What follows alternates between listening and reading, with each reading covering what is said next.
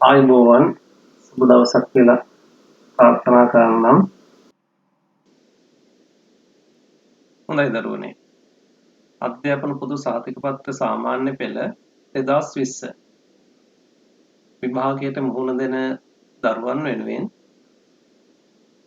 බස්නාහිර පළාත් අධ්‍යාපන දෙපාර්තමේන්තුව එවලා තියෙන විශේෂ පෙරහුරු ප්‍රශ්න පත්‍රය සාකච්ඡා කරන්නයි මේ සූදානම.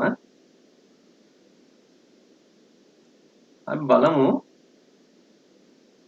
මේ ප්‍රශ්න පත්‍රයේ බහුවර්ණ ප්‍රශ්න වලට පළමුවෙන්ම පිළිතුරු සාකච්ඡා කරලා.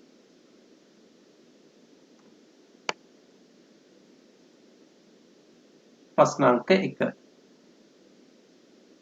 ඒකශෛලික අන්වීක්ෂීය සංචරණය සඳහා පක්ෂම දරන සුත්‍රජීවි විශේෂයකට නිසනක් වන්නේ. ඒකශෛලිකයි අන්වීක්ෂීයයි සංචරණය සඳහා පක්ෂම දරන සුත්‍රජීවි විශේෂයකට නිදසුනක් වන්නේ. ඉස්සෙල්ලාම තියෙනවා මියුක. මියුක කියලා කියන්නේ පාන් පුස් මත. මෙතන අපි පාන් පුස් කියලා කියනවානේ. පාන් හෝ බනිස් කෑල්ලක් සෙට් කරලා දිනක් දෙකක් යනකොට පුස් ඇති වෙනවා. එතකොට පාන් පුස් තමයි මියුක කියලා හඳුන්වන්නේ. ප්‍රධාන වශයෙන්. එතකොට මේක දිලීරයක්. අපි යුක්ලෙනා ගත්තොත් එහෙම ඒකශෛලිකයි කශිකාවක් දරනවා ප්‍රොටෝසෝවාවෙන්.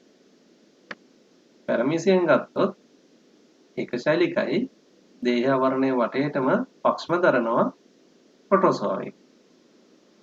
ඊස්ට් කියලා කියන්නේ ඒකශෛලික දිලීර.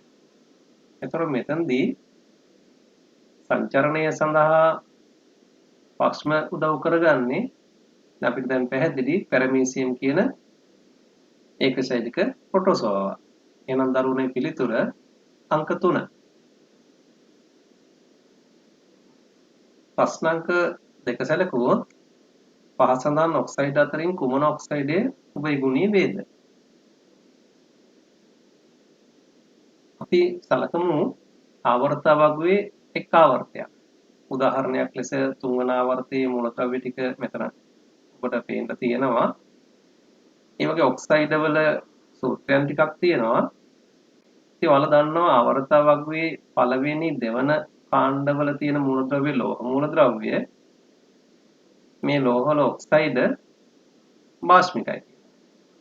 ඒ වගේම 6 7 වැනි කාණ්ඩවල ඔක්සයිඩ් ආම්ලිකයි කියලා.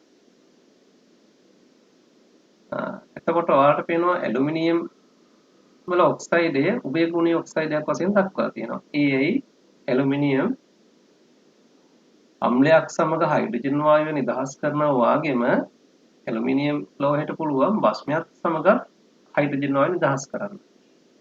ඒ නිසා මෙතනදී ඇලුමිනියම් උභයගුණීය ලෝහයක් වශයෙන් නැත්නම් ඒ ඔක්සයිඩ් උභයගුණීය වශයෙන් හඳුන්වනවා. එහෙනම් දරුවනේ මෙතන පිළිතුර වන්නේ අංක 1.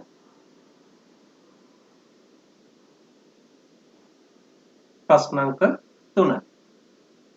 ධ්වනියේ ලාක්ෂණිකයක් නොවන්නේ කුමක්ද? අපි ඉගෙන ගන්නවා ධ්වනියේ ලාක්ෂණිකයන් 3ක් ගැන. එකක් තාරතාවය. ඒ කියන්නේ සංඛ්‍යාතය මතයි තාරතාවය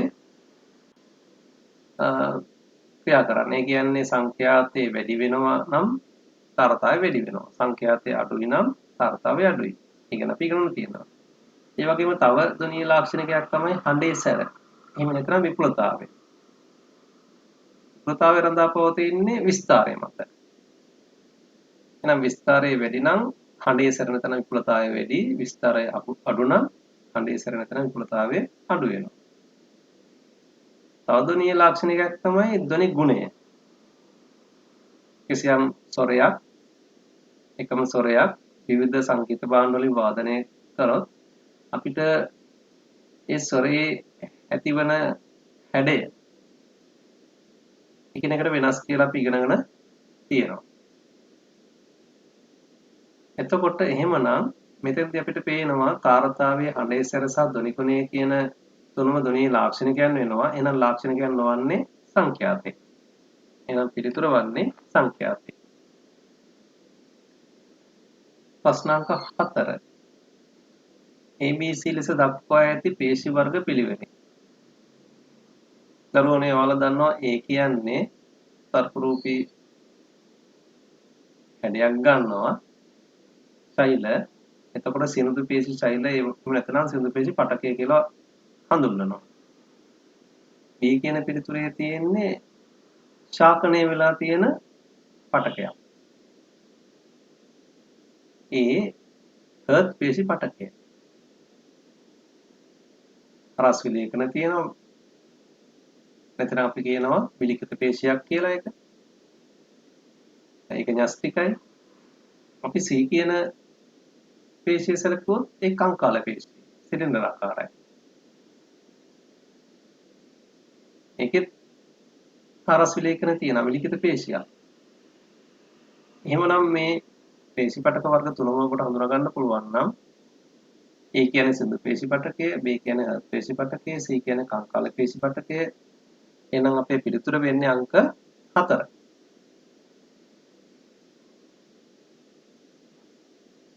ප්‍රශ්න අංක 5. රූපයේ දැක්වෙන ආකාරයේ ප්‍රවේගකාල ප්‍රස්ථාරයක් ලැබීමට වඩාත්ම ඉඩ ඇත්තේ. පළවෙනි පිළිතුරෙන් කියනවා ආනතලයක් දිගේ පහළට පෙරලෙන තාර පෙරළයක චරිතය. ආනතලයක් දිගේ පහළට පෙරලෙනවා කියලා කියන්නේ එන්න ප්‍රවේගය වැඩි වෙනවා. එහෙනම් මේ දී ඇති ප්‍රස්ථාරය වෙන්න බෑ.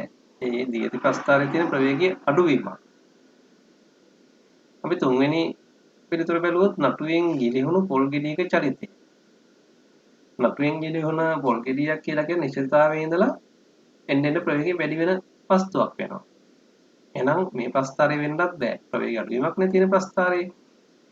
හතරවෙනි පිළිතුර බැලුවොත් නිශ්චලතාවයේ සිට මුදාහරින හයිඩ්‍රජන් බැලූන් එක චරිතය. නිශ්චලතාවයෙන් නම් ප්‍රවේගය පටන් ගන්නත් වෙන බිඳුව මුල් ලක්ෂයෙන්. එහෙමනම් අපිට ඉතිරි වෙලා තියෙන දෙවෙනි පිළිතුර ගමන් කරමින් සිට නිශ්චලතාවයකට පත්වන වාහනයක චරිතය. ගමන් කරමින් සිටිනවා කියන්නේ කිසියම් ප්‍රවේගයක් තියෙනවා. නිශ්චලතාවයට පත් වෙනවා කියන්නේ ප්‍රවේගී ක්‍රමක්‍රමයෙන් අඩු වෙලා ඒකාකාරීව ප්‍රවේගය බිඳු වෙනවා. එහෙනම් ප්‍රස්ථාරයෙන් පෙන්වන්නේ එහෙම දෙයක්. එහෙනම් දරුවනේ පිළිතුර වන්නේ දෙවෙනි පිළිතුර. ප්‍රශ්න අංක 6. බාහිර පරිසරයේ උෂ්ණත්වය වැඩි වූ විට දේහ උෂ්ණත්වය වැඩි වීම වළක්වා ගැනීමට සිදුවන ක්‍රියාවලියක් නොවන්නේ. අපි දන්නවා අචලතාපී සතුන්ගේ බාහිර පරිසරයේ උෂ්ණත්වය වැඩි වෙනකොට දේහ උෂ්ණත්වය වැඩි වීම වළක්වා ගන්න ක්‍රියාවලීන් ටිකක් සිදු වෙනවා. එතකොට ස්වේද ග්‍රන්ථි උත්තේජනය වෙලා දහඩිය නිපදවීම වැඩි වෙන්නේ පරිසර උෂ්ණත්වය වැඩි වුණ විට. ඒ නිසා ඒක අදාළ ක්‍රියාවලියක් වෙනවා. ඒක නිවැරදි. දෙවෙනි පිළිතුර දිහා බැලුවොත් සමේ රුධිර කේශනාලිකා විස්තරණය වී සමට හොඳ රුධිර සැපයුමක් ලබා දෙනවා. පරිසර උෂ්ණත්වය වැඩි වෙනකොට අපි දන්නවා සමවත පිට රුධිර කේශනාලිකා විස්තරණය වෙලා ඒ කියන්නේ විස්තරණය වෙලා රත්පැහැ ගැන්විලා දහඩිය පිටවීමක් සිද්ධ වෙනවා. හොඳ රුධිර සැපයුමක් ලබා දෙනවා රුධිරයෙන් දහඩිය එක්කම තාපය ඉවත් වෙනවා. එහෙනම් ඒකත් නිවැරදි පිළිතුර. හතරවෙනි පිළිතුර ගත්තොත් හයිපොතැලමස් උත්තේජනය වෙනවා. එහෙනම් ඒ ක්‍රියාවලියත් වෙන්න එපාය. සමස්ථිතිය යටතේ අපි ඉගෙනගෙන තියෙනවා හයිපොතැලමස්ගේ ක්‍රියාකාරීත්වය නිසා මේ උෂ්ණත්වය යාමනයක් සිද්ධ වෙනවා. එහෙනම් දරුවනේ පිළිතුර වශයෙන් අපිට ගන්න පුළුවන් සමයේ රුධිර කේශනාලිකා සංකෝචනය වී සමන්ට හොඳ රුධිර සැපයුමක් ලබා දීම කියන එක. මොකද සමත පිට තියෙන රුධිර කේශනාලිකා සංකෝචනය වෙනකොට හොඳ රුධිර සැපයුමක් සැපෙන්නේ නැහැ, ලැබෙන්නේ නැහැ. එහෙනම් පිළිතුර වශයෙන් ගන්න වෙන්නේ තුන්වෙනි පිළිතුර.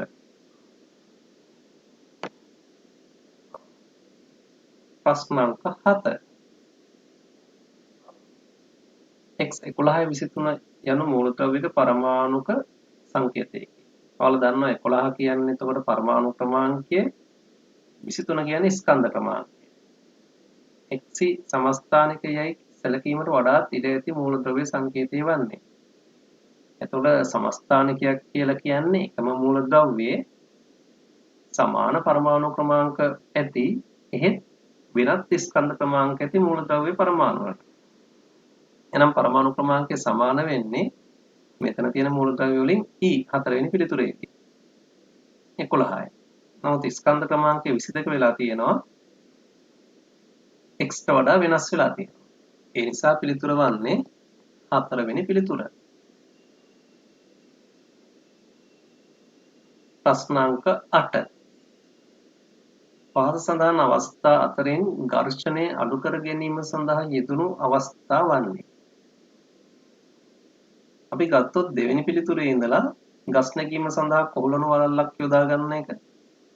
ටයර් එකේ කට්ටක් තිබීම, පාදවල පතුලේ යට රළු වී තිබීම, ගොරෝසු වෙලා තියෙන එක. මෙන්න මේ වගේ සිද්ධ වෙන්නේ ඝර්ෂණය වැඩි කර දීමක්. නමුත් යන්ත්‍ර සූත්‍ර වලට බෝල බෙයාරින් හෝ රෝල බෙයාරින් යෙදවීමේදී සිදු වෙන්නේ ඝර්ෂණ බලය අඩු කිරීමක්. කාර්යක්ෂමව ඒ යන්ත්‍රය ක්‍රියා කරනවා. ඒ නිසා මෙතන අහන්නේ ඝර්ෂණය අඩු කර ගැනීම සඳහා යෙදුණු අවස්ථාව. එහෙනම් දරුවනේ පිළිතුර වෙන්න ඕනේ බෝල බෙයාරින් යෙදවීම අංක 1.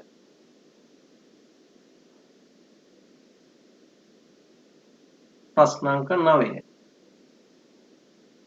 A හා B නම් මූලද්‍රව්‍යයක පරමාණු වල විභවය පහත් වගුවේ සඳහන් කර ඇත. අපිට දීලා තියෙන මූලද්‍රව්‍ය දෙක AB ඉලෙක්ට්‍රෝන ගන්න දීලා තියෙනවා, ප්‍රෝටෝන ගන්න දීලා තියෙනවා, නියුට්‍රෝන ගන්න දීලා තියෙනවා. අපිට ප්‍රෝටෝන ගන්න අනුව කියන්න පුළුවන් ওই A සහ B කියන මූලද්‍රව්‍යයේ පරමාණු ක්‍රමාංකය. A කි 8යි, B කි 17යි. පරමාණු ක්‍රමාංකය දන්නවා කියලා කියන්නේ ඉලෙක්ට්‍රෝනික වින්‍යාසයක් දන්නවා. එහෙනම් A වල 2යි 6යි, B වල 2යි 8යි 7යි. එතකොට A 2යි 6යි කියන්නේ 6 වෙනි කාණ්ඩයේ පිහිටන මූලද්‍රව්‍යයක්. B 2යි 8යි 7යි කියන්නේ 7 වෙනි කාණ්ඩයේ පිහිටන මූලද්‍රව්‍යයක්. එතකොට අවසාන කවචයේ නැත්නම් සංයුත කවචයේ A ගේ ඉලෙක්ට්‍රෝන 6යි, B ගේ ඉලෙක්ට්‍රෝන 7යි. එතකොට මේ මූලද්‍රව්‍ය දෙකම කැමති ඉලෙක්ට්‍රෝන ලබා ගන්න. ලබා ගන්න ඍණායන හදන්න. A මූලද්‍රව්‍ය ඉලෙක්ට්‍රෝන දෙකක් අරගෙන ඍණ 2 අයනයක් හදනවා. B මූලද්‍රව්‍ය ඉලෙක්ට්‍රෝන එකක් ලබාගෙන ඍණ 1 අයනයක් හදනවා. එහෙනම් දැන් දරුවෝ දන්නවා එක උත්තරයක් තියෙනවා ඍණ අයනයක් ලෙසයි කියලා. ඒ කියන්නේ ඍණ අයන ලෙස AB දෙන්නම පවතිනවා. හැබැයි ඒ වගේම දරුවනේ අපි දන්නවා තව එකක් ඉලෙක්ට්‍රෝන ලබා ගන්නේ අලෝහ මූලද්‍රව්‍ය කියලා. මොකද ඉලෙක්ට්‍රෝන පිට කරනවා නම් ඒක ලෝහයක්, ඉලෙක්ට්‍රෝන ලබා ගන්නවා නම් අලෝහයක්. එතකොට අපිට තුන්වෙනි පිළිතුර ආවා වගේම මෙතන හතරවෙනි පිළිතුරත් නිවැරදි පිළිතුරක් වශයෙන් ගන්න පුළුවන්. ඒක ඉතින් ප්‍රශ්නේ තියෙන පොඩි දෝෂයක්. නමුත් මේ පිළිතුරු දෙකම නිවැරදි පිළිතුරු වශයෙන් සලකන්න පුළුවන්. ඊළඟට ප්‍රශ්නාංක 10. පහත සඳහන් විවාහ කෘත්‍ය යුගල අතරින් නිවැරදි සම්බන්ධතා ප්‍රකාශිත යුගලය කුමක්ද? විවාහ දීලා තියෙනවා ශෛලම වාහිනී, ශෛලමී තන්තු, පිනේර නල ශෛල, වාහකබ ශෛල. එතකොට මේ සියල්ලම තියෙන්නේ සංකීර්ණ ස්ථිර පටකවල කියලා අපි දන්නවා. අපි බැලුවොත් ශෛලම පටකේ ශෛල වර්ග හතරක් තියෙනවා. වාහිනී, වාහකබ, ශෛලමය මෘදුස්තර සහ ශෛලමීය තන්තු. එතකොට මේකෙන් ශෛලමීය තන්තු තමයි සජීවී ශෛල වෙන්නේ. අපිට දීලා තියෙන අංක 1කින් ශෛලම වාහිනී ශාකය තුල තිරස් අතට සිදුවන ජල පරිවහනට දායක වෙනවා. ශෛලම වාහිනියක් ශාකය තුල තිරස් අතට විතරක් නෙමෙයි සිරස්වත් කල දිගේ ඉහළටත් ජලය පරිවහනය කරන්න දායක වෙනවා. ඒ නිසා සම්බන්ධතාවයේ ගැලපෙන්නේ නැහැ කියලා නිවැරදි නැහැ කියලා පැහැදිලි. දෙවෙනි එක තියෙනවා ශෛලමීය තන්තු ලිග්නින් තැන්පත් වී නොමැත සජීවී ශෛලයි. ඉතින් ශෛලමීය තන්තුව ලිග්නින් තැන්පත් වෙලා තියෙනවා. අපිට පැත්තකින් පේනවා පින්තූරය. එහෙමනම් එකක් ගැලපෙන්නේ නැහැ. හතරවෙනි පිළිතුර ගත්තොත් වාහක අබශෛල ආහාර සංචිත කිරීම සඳහා වැදගත් වෙනවා. එතකොට මෙවුවා දැන් ඝන වෙලා තියෙන්නේ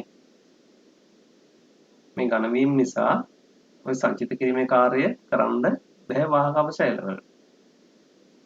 අපි ගත්තොත් පෙනේර නල ශෛල ගැන, ඒ කියන්නේ ඒක තියෙන්නේ ෆ්ලෝයම් පටකේ. මේ ෆ්ලෝයම් පටකේ පෙනේර නල එකක මගින් කරන්නේ මොකක්ද? ආහාර ද්‍රව්‍ය පරිවහනය කරනවා. ශාකපක්ෂි නිපදවන ආහාර පරිසංක්‍රමණය කරනවා. එහෙනම් තුන්වෙනි පිළිතුර ගැලපෙනවා. එහෙනම් පිළිතුර වන්නේ අංක 3.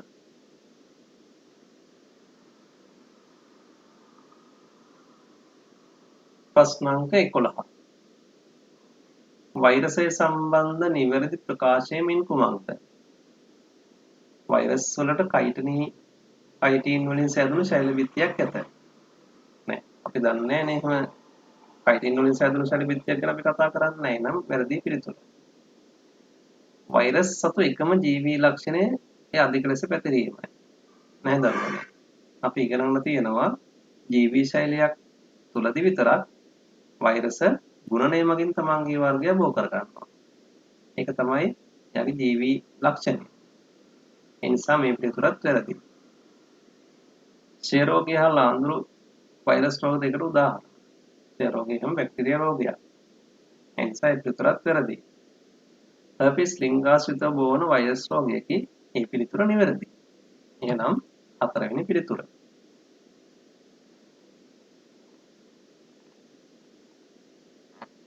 ප්‍රශ්න අංක 12. පහ දක්වා ඇත්තේ ප්‍රභා සංශ්ලේෂණ ක්‍රියාවලියේදී කාබන් ඩයොක්සයිඩ් අවශ්‍ය බව පෙන්වීමට යොදා ගන්නා ඇටෝමකි.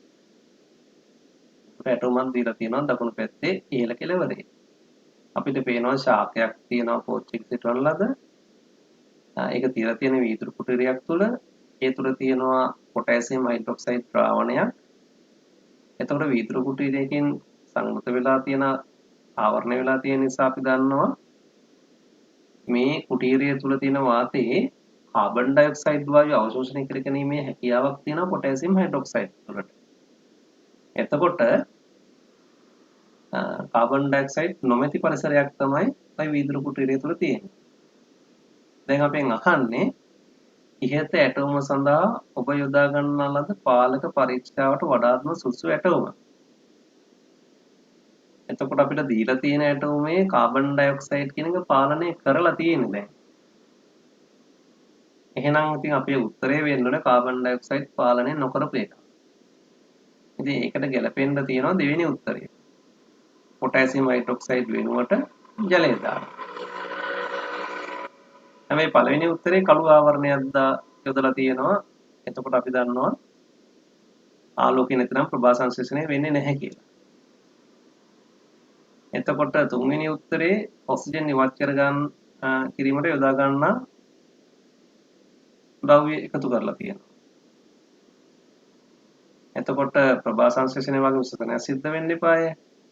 එහෙනම් මෙතනත් අපි බලාපොරොත්තු වෙන ක්‍රියාවලිය වෙන්නේ නැහැ කියලා කියනවා. හතරවෙනි එකේ බාහිර පරිසරයට ගැනීම විවෘතයි ශාකය. ඒ නිසා අර ඉහළ දකුණු පැත්තේ දීලා තියෙන ඇටෝමට සියලු සාධක පවතින සකස් කරලා තියෙන දෙවෙනි පිළිතුරේ. වෙනසකට තියෙන කාබන් ඩයොක්සයිඩ් ලැබෙනවා. එහෙනම් ඉතින් අපිට ගන්න වෙන්නේ පාලක පරීක්ෂණයේ විදිහට දෙවෙනි පිළිතුර. මෙතන කියන්නේ නාන තටාකයක පතුලේ මීටර 3ක් උසට එහි ගැඹුර අන්තයේ ජලයෙන් පුරවා ඇත. ඒ කියන්නේ තටාකයේ පතුලේ ඉඳලා මීටර 3ක් උසට ජලය පුරවලා තියෙනවා. ජල කඳ මගින් තටාකයේ පතුල මත ඇති කරන පීඩනය කොපමණද? අපි දන්නවා ද්‍රවයක පීඩනය අපිට හොයන්න අවශ්‍ය වෙච්ච වෙලාවට අපි යොදන්නේ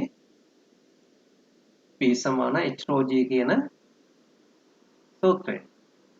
P කියන්නේ ද්‍රවයේ පීඩනය, H කියන්නේ ද්‍රව කඳේ උස, ρ කියන්නේ ද්‍රවයේ ඝනත්වය, G කියන්නේ ගුරුත්වජ ත්වරණය. දැන් අපිට පීඩනය අහනවා, එහෙනම් P අහනවා H කියන්නේ ද්‍රව කඳේ උස මීටර 3ක් කියලා දීලා තියෙනවා. ρ කියන්නේ ද්‍රවය නැත්නම් ජලයේ ඝනත්වයේ 1000ක් ඝන මීටර කිලෝග්‍රෑම් කියලා දීලා තියෙනවා. G ගුරුත්ව ත්වරණය 10යි තත්පර වර්ග මීටර කියලා දීලා තියෙනවා. එහෙනම් ඔය තුන ආදේශ කළොත් 3 වැඩි කිරීම 10 වැඩි කිරීම 10 අපිට එනවා 30000ක් පීඩන ඒකක වර්ග මීටර නිව්ටන්. එහෙනම් පිළිතුර වන්නේ තුන්වෙනි පිළිතුර. ඊළඟට ප්‍රශ්න අංක 14.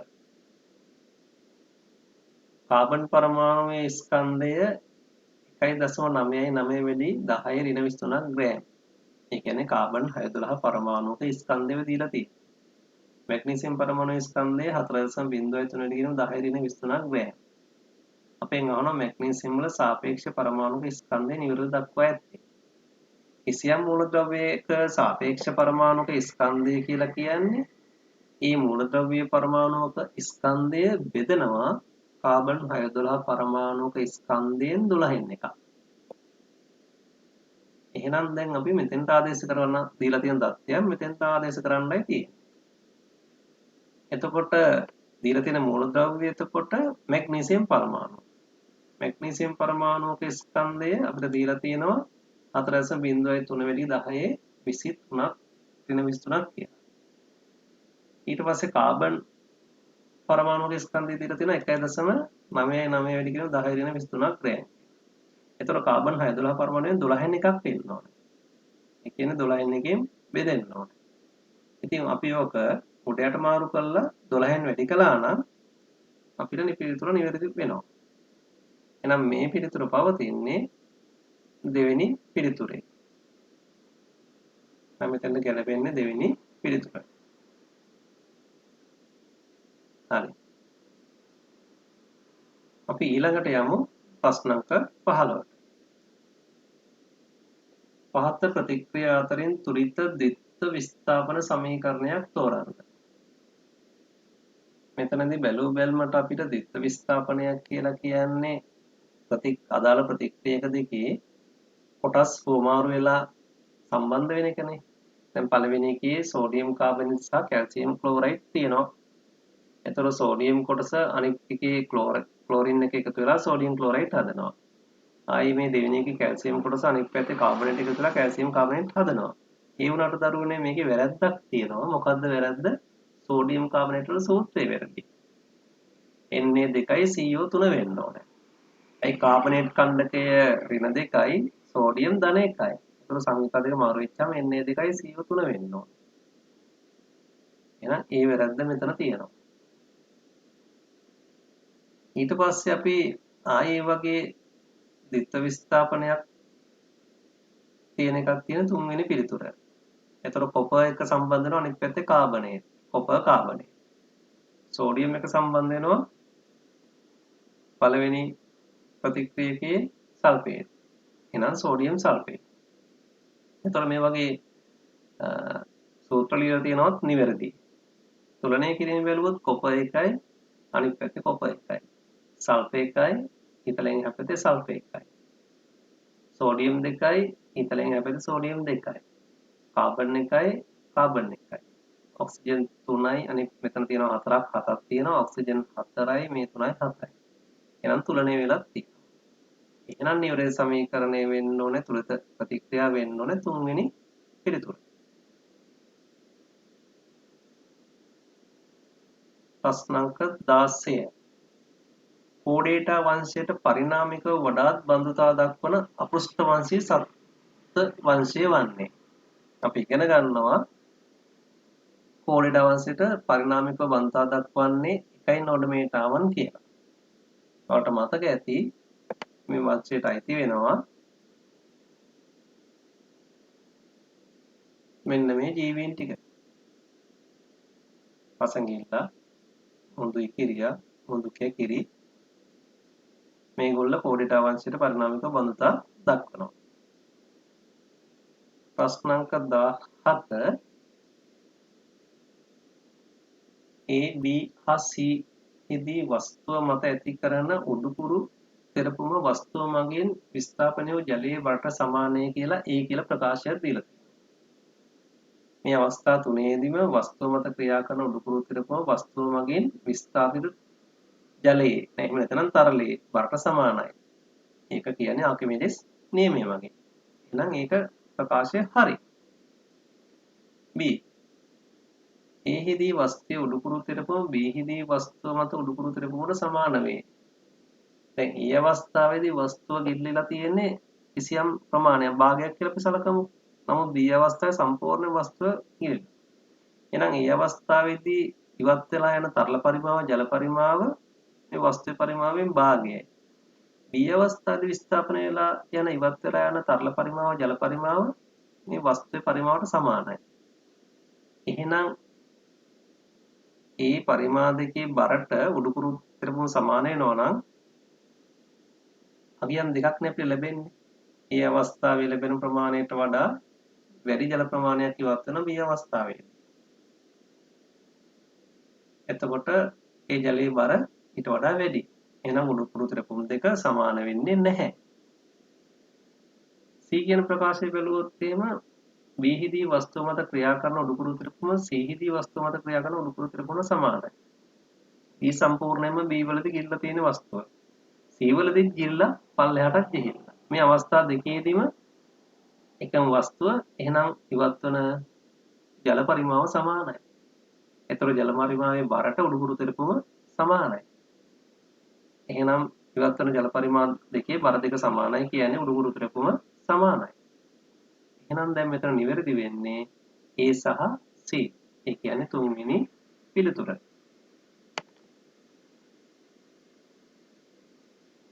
ප්‍රශ්න අංක 18. විද්‍යාගාරයේදී ඔක්සිජන් සාම්පලයක් පිළියෙල කර ගැනීම සඳහා භාවිත කළ නොහැක්කේ ඝන පොටෑසියම් පර්මැංගනේට් රත් කිරීම.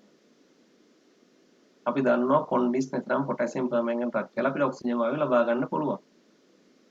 තුන්වෙනි පිළිතුරේ තියෙනවා පොටෑසියම් ක්ලෝරේට් රත් කිරීම. ඒ කියන්නේ KClO3. පොටෑසියම් ක්ලෝරේට් රත් කරපුවාම අපිට පොටෑසියම් ක්ලෝරයිඩ් සහ ඔක්සිජන් කියන ප්‍රතිඵල ලබා දෙනවා. හතරවෙනි එකේ තියෙනවා පොටෑසියම් නයිට්‍රේට් රත් කිරීම. පොටෑසියම් නයිට්‍රේට් රත් කරපුවාම පොටෑසියම් නයිට්‍රේට් සහ ඔක්සිජන් වායුව ලබා දෙනවා. එහෙනම් ওই අවස්ථා තුනකින්ම ඔක්සිජන් ලබා ගන්න. දෙවෙනි පිළිතුරේ තියෙන කැල්සියම් කාබනේට් වලට තනක හයිඩ්‍රොක්ලෝරික් අම්ලය සමග මිශ්‍ර ප්‍රතික්‍රියා කරනවා. ඉතින් කාබනේට් එකට අම්ලයක් දැම්මොත් පිට වෙන්නේ කාබන් ඩයොක්සයිඩ් වායුව.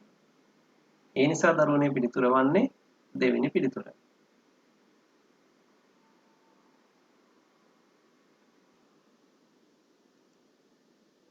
හොඳයි. ප්‍රශ්න අංක 19. බහිස්ත්‍රාවී ඵල සම්බන්ධයෙන් ඊටාම නිවැරදි වන්නේ පහ සඳහන් කවර වගන්තියද? ඉතින් බහිස්ත්‍රාවී කියලා කියන්නේ අපි දන්නවා අපේ ජීව ශෛල තුළ සිදුවන පරිවෘත්තීය ක්‍රියාවලින් සෑදෙනවා මේ ශෛල වල නිෂ්ප්‍රයෝජන ද්‍රව්‍ය. ප්‍රයෝජන ගන්න බැරි ද්‍රව්‍ය අපද්‍රව්‍ය. මෙන්න මේවා ශෛල වලින් බැහැර කිරීම තමයි පිට කිරීම තමයි බහිස්ත්‍රාවී කියලා කියන්නේ. ඒ අදහස දෙනවා හතරවෙනි පිළිතුරේදීම. අපි අනික්ව බලන්න දෙයක් නැහැ. එහෙනම් උත්තරය 4. 20 වෙනි ප්‍රශ්නය. ප්‍රතිරෝධය R බැගින් වන සමාන ප්‍රතිරෝධක තුනක් දකුණු පස ඇති රූපයේ පරිසම්බන්ධ කොට ඇත. එහි සමග ප්‍රතිරෝධයට සමාන ප්‍රතිරෝධයක් සහිත සම්බන්ධයක් නිරූපණය වන්නේ පහත ඒවායින් කවරක්ද? බලන්න මේ දීලා තියෙන දකුණු පස දීලා තියෙන්නේ R කියන ප්‍රතිරෝධක දෙකක් සමාන්තරගතයි. ඒකට ශ්‍රේණිගතව තවත් R ප්‍රතිරෝධකයක්. ඕකම නේද තියෙන්නේ මේ හතරවෙනි එකේ. එක පැත්තකට නමලා ඉවර වෙලා සමාන්තරගත දෙකක් සම්බන්ධ කරලා ඒ දෙකට ශ්‍රේණිගතව තව එකක්. එකමයි තියෙන්නේ. මේ හඳලා තියෙන හැඩය වෙනස් කරලා. අනික් එහෙම දෙයක් නැහැ. එහෙනම් වඩාත් නිවැරදි පිළිතුර වන්නේ හතරවෙනි පිළිතුර. අය අගයන් හොයන්න අපේ අවශ්‍යතාවයක් නැහැ මෙතන. හතරවෙනි පිළිතුර. 21. මිනිස් සිරුරේ සමස්ථිතිය පවත්වා ගැනීමට සඳහා දායක වන ඉන්ද්‍රියක් වන්නේ. සමස්ථිතිය කියලා කිව්වේ අපේ ශරීරයේ බාහිර අභ්‍යන්තර පරිසරය නියතව පවත්වා ගැනීම. මතක ඇති උෂ්ණත්වය, ජල තුල්‍යතාවය අපිම නියතව තියා ගන්නවා. එතකොට මෙතෙන්දී දීලා තියෙන පිළිතුරු අතරින් සම අපිට වැදගත් වෙන සමස්ථිතිය පවත්වාගෙන යන්න.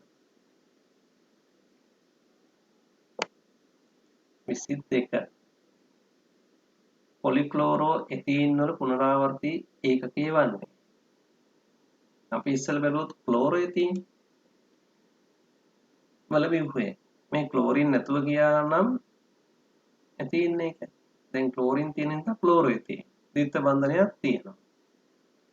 මේ වගේ අණු විශාල ප්‍රමාණයක එකට සම්බන්ධ වුණොත් අපි කියනවා පොලික්ලෝරෝ එතීන්. එතකොට මේ වෙන්නේ මොකද්ද? මේ ද්විත්ව බන්ධනය කැඩලා දෙපැත්තට සම්බන්ධ වෙලා තවත් අණුත් එක්ක එක දිගට විශාල ප්‍රමාණයක් අණු සම්බන්ධ වෙනවා.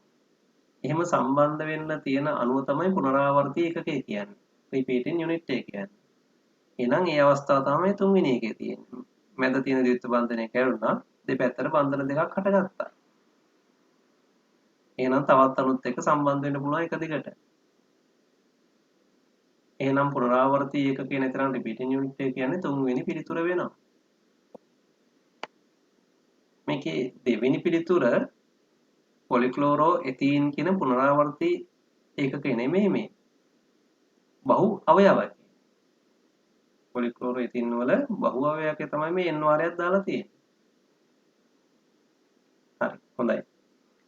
එහෙනම් අපි යමු 23 වෙනි ප්‍රශ්නයට.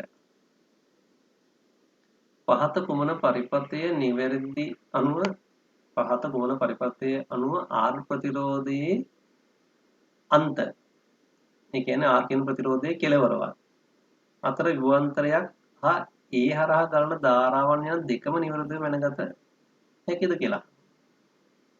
ඉතින් දරුවනේ අපි සාමාන්‍යයෙන් දන්න දේ තමයි අපි වෝල්ට් මීටරයක් හැම වෙලෙම සම්බන්ධ කරන්නේ කිසියම් උපකරණයක දෙපසකට. ඒ කියන්නේ සමාන්තරගත ලෙසක් පරිපථයට. වෝල්ට් මීටර සම්බන්ධ කරන්නේ යම් උපකරණයක දෙපසට. අන්ත දෙකට. ඒ කියන්නේ පරිපථයට සමාන්තරගත ලෙස. හැබැයි මීටරයක් සම්බන්ධ කරන්න අනිවාර්යයෙන්ම පරිපථයකට ශ්‍රේණිගත ලෙස. එක වෙනස් වෙන්නේ නැහැ කොහෙද. එහෙනම් ඇත්තෙන්ම මෙතනයි පිළිතුර තියෙනවා. අනිත් තැන් වල පිළිතුර නෙවෙයි තියෙන්නේ වෙනස්. මොකද ඇමීටරයක් ශ්‍රේණිගතව දාන්න නැතුව සමාන්තරගතව දැම්මොත් එයා විනාශ වෙලා යන්නත් පුළුවන්. අනික එයාගෙන් පරිපථය තුලින් ගන්න ධාරාව මැන ගන්න බැරි වෙනවා. වෝල්ට් මීටරයක් අපි ශ්‍රේණිගතව දාන්න යන්නෙත් නැහැ. එතකොටත් ඒක පිළිස්සී යන්නත් ඉඩ තියෙනවා. ඒ නිසා අනිවාර්යයෙන්ම මේ දේ අපි මතක තියාගන්න ඕන වෝල්ට් මීටරයක් සමාන්තරගතව සහ ඇමීටරයක් ශ්‍රේණිගතව තමයි පරිපථයකට සම්බන්ධ කරන්නේ. පළවෙනි පිළිතුර. 24 ජලයේ සුළඟ හා සතුන් මගින් ව්‍යාප්ත වන බීජ වනුයේ පිළිවෙලින්. මේක නම් හරි පහසු පිළිතුරක්. ජලය මගින් අපිට පේනවා දිය කතුරු වගේ දෙයක් ජලයේ පාවෙලා යන්න පුළුවන්. සුළඟ මගින් ගම්මාළු ව්‍යාප්ත වෙලා යනවා. කොලින්ද සතුන් මගින් මොකද සත්වගේ හැඩයක් ගන්නවද ව්‍යාප්ත වෙනවා. ඒ නිසා 24 පිළිතුර 1. 25 ෆ්ලෙමින්ගේ වමත් නියමයට අනුව Q හා R මගින් දක්වා ඇත්තේ පිළිවෙලින්. වමත් නියමයේදී අපි දන්නවා අපේ වම් අතේ මාපට ඇඟිල්ලයි දබර ඇඟිල්ලයි මැද ඇඟිල්ලයි එකිනෙකට ලම්බකව තියාගත්තාම දබර ඇඟිල්ලෙන් චුම්බක ක්ෂේත්‍රයයි මැද ඇඟිල්ලෙන් ධාරාවේ දිශාව පෙන්වුම් කරනකොට මහපට ඇඟිල්ලෙන් චලිතේ නැත්නම් බලයේ දිශාව නිරූපණය වෙනවා. මේ ඇඟිලි තුනම එකිනෙකට ලම්බකව තියාගත්තාම මහපට ඇඟිල්ලේ අපි ඉඳලා මත තියාගන්න ලේසි චලනයේ චුම්බක ක්ෂේත්‍රයේ ධාරාව. චු ද කියලා මත තියාගත්තාම හරි ලේසි. එහෙනම් පිළිතුර වන්නේ මේකෙදී Q හා R මගින් නිරූපණය වන්නේ චුම්බක ක්ෂේත්‍රයේ දිශාව සහ ධාරාවේ දිශාව.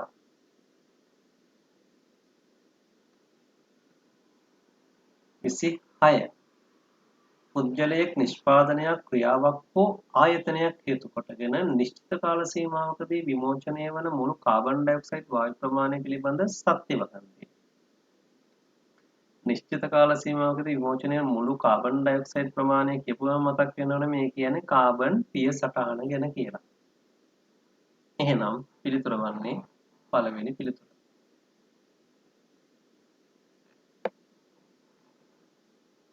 27 වෙනි ප්‍රශ්නය. දක්වා ඇති ලුයිස් තිත් අතර සටහනට අනුව y හා z ආවර්තවගේ ආයතන කාණ්ඩ පිළිවෙලින් සඳහන් කරන්න. අපි y ගත්තොත් ඒ y වල මේ තියෙන සාසංජ බන්ධන හැදිච්ච අවස්ථානේ පෙන්වන්නේ අපිට. එහෙනම් y වල අවසාන ශක්ති මට්ටම. එතන සංයුතා කවචයේ තියෙන ඉලෙක්ට්‍රෝන ගාන අපි මෙතන හොයාගත්ත හැකි. තිත්තෝ බෝල දාලා තියෙනවා 2යි 4යි 5යි 6යි. එහෙනම් යාගේ අවසාන කවචයේ ඉලෙක්ට්‍රෝන 6ක් තියෙනවා. දෙකක් අවුලට දීලා. ඉසඩ් වල කතර දාලා තියෙනවා. සංයුතා කවචයේ ඉලෙක්ට්‍රෝන තියෙනවා 2යි 4යි 6යි 7ක්. මෙතන ඉසඩ් වලත් 7ක් තියෙනවා. එහෙනම් y පිහිටන්නේ 6 වෙනි කාණ්ඩේ, ඉසඩ් පිහිටන්නේ 7 වෙනි කාණ්ඩේ. එහෙනම් පිළිතුර දෙවෙනි පිළිතුර. 28 පහ සඳහන් ගෘහ විද්‍යුත් පරිපථයක උපාංග හා කාර්ය නිවෘත්ත දක්වා ඇත්තේ. අතිධාරා පරිපථ බිඳිනය ඉහළ විද්‍යුත් ධාරාවකින් ආරක්ෂා වෙන්න අපිට වැදගත් වෙනවා. ඒ කියන්නේ අපේ ගෘහ විද්‍යුත් පරිපථයේදී නිවසෙන් එළියේ පිටලා තියෙන අතිධාරා පරිපථ බිඳිනය කොටස. විලායකයෙන් නියමිත අගයෙන් යුතු විදුලි ධාරා පමණක් ලබා දෙනවා. ඊට වඩා වැඩි ධාරාවක් ආවොත් විලායක පිළිස්සීම හෝ විසන්ධි මගින් ආරක්ෂා කරලා දෙනවා. වෙන්කරණය එක් එක් පරිපථයේ වෙන්වෙන්ව වශයෙන් විසන්ධි කරන්න බෑ. හේතුව වෙන්කරණය කියලා කියන්නේ අපි සාමාන්‍යයෙන් මේන් ස්විච් එක, ප්‍රධාන ස්විච් එක. එතකොට එක් එක් පරිපථයේ වෙන්වෙන් වශයෙන් විසන්ධි කරන්න බෑනේ. ප්‍රධාන ස්විච් එක සම්පූර්ණ පරිපථයේම පද්ධතියම විසන්ධි කරනවා මිසක්. හතරවෙනි එක ශේෂ ධාරා පරිපථ බිඳිනයෙන් විදුලි කාන්දමකදී පරිපථය ස්වයංක්‍රීයව විසන්ධි කරන්න පුළුවන්. එහෙනම් දරුවනේ දැන් පිළිතුර වෙන්නේ උන තුන්වෙනි පිළිතුර කියලා පැහැදිලි. 29 ඊට දක්වා ඇති ගහන වර්ධන වක්‍රයේ ඉසිරීමේ ධාරිතාව පෙන්වන අවධිය වන්නේ. අපි ඉගෙනගෙන තියෙනවා ජෛවගෝලීය පාඩමේ ජීවීන්ගේ වර්ධන වක්‍රය ගැන. එතකොට ඒක දිග ඇරුණු S අකුරක හැඩයක් ගන්නවා. පළවෙනි අවධි 4කට වෙන් කළා. පළවෙනි අවධියේ අඩු වර්ධනයක් තියෙන්නේ. දෙවෙනි අවධියේ ශීඝ්‍ර වර්ධනයක් දක්වනවා. තුන්වෙනි අවධියේ ක්‍රමෙන් ආයේ වර්ධනය අඩු වෙලා හතරවෙනි අවධියේදී නියත මට්ටමකටපත් වෙනවා. ඒ කියන්නේ ඉසිරීමේ ධාරිතාව ඊට වඩා ඒ ගහණය තුළ ජීවින්ට ජීවත් වෙන්න බැරි මට්ටමකට එනවා. ඒක නියත වෙනවා. එහෙනම් මේක හතරවෙනි අවධිය වෙන්න ඕනේ. පිළිතුර හතරවෙනි පිළිතුර. 30 පහත දැක්වෙන ප්‍රතික්‍රියා අතරින් තාප අවශෝෂක ප්‍රතික්‍රියාවක් වන්නේ. තාප අවශෝෂක තාපය උරා ගන්න.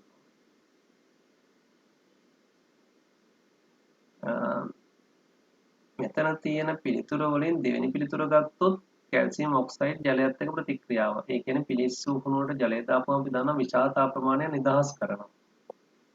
ලොකු රස්නයක් ඇති වෙනවා. ඒ කියන්නේ දීගැසූ උහුණු සෑදීම තාපදායක ප්‍රතික්‍රියාවක්. ඒ වගේම සෝඩියම් එක ක්ලෝරින් ප්‍රතික්‍රියා කළ සෝඩියම් ක්ලෝරයිඩ් හැදෙන එකත් තාපයේ පරිසර නිදහස් කරන තාපදායකයි. මැග්නීසියම් කියන ලෝහයක් අම්ලයක් එක්ක ප්‍රතික්‍රියාවක් තාපදායකයි.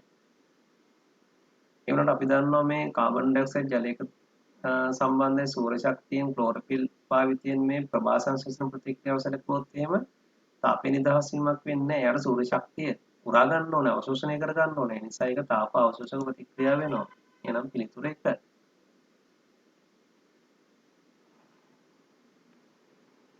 31 ඉහත විද්‍යුත් හා ඉලෙක්ට්‍රොනික උපකරණ අතරින් සංඥා වර්ධනය, ඍජුකරණය, වෝල්ටීයතාව වෙනස් කිරීම, ආලෝකයට සංවේදී වීම පිළිවෙලින් දක්වා ඇත. අපි ඉස්සෙල්ලාම දීලා තින්නේ සංඥා වර්ධනය. දැන් සංඥා වර්ධනය සඳහා අපි භාවිත කරනවා කියන්නේ මතක ඇති ට්‍රාන්සිස්ටර්. ට්‍රාන්සිස්ටර් දීලා තියෙන්නේ C වලින්. හැබැයි ට්‍රාන්සිස්ටරේ පොඩි සංකේතීය වැරද්දක් තියෙනවා.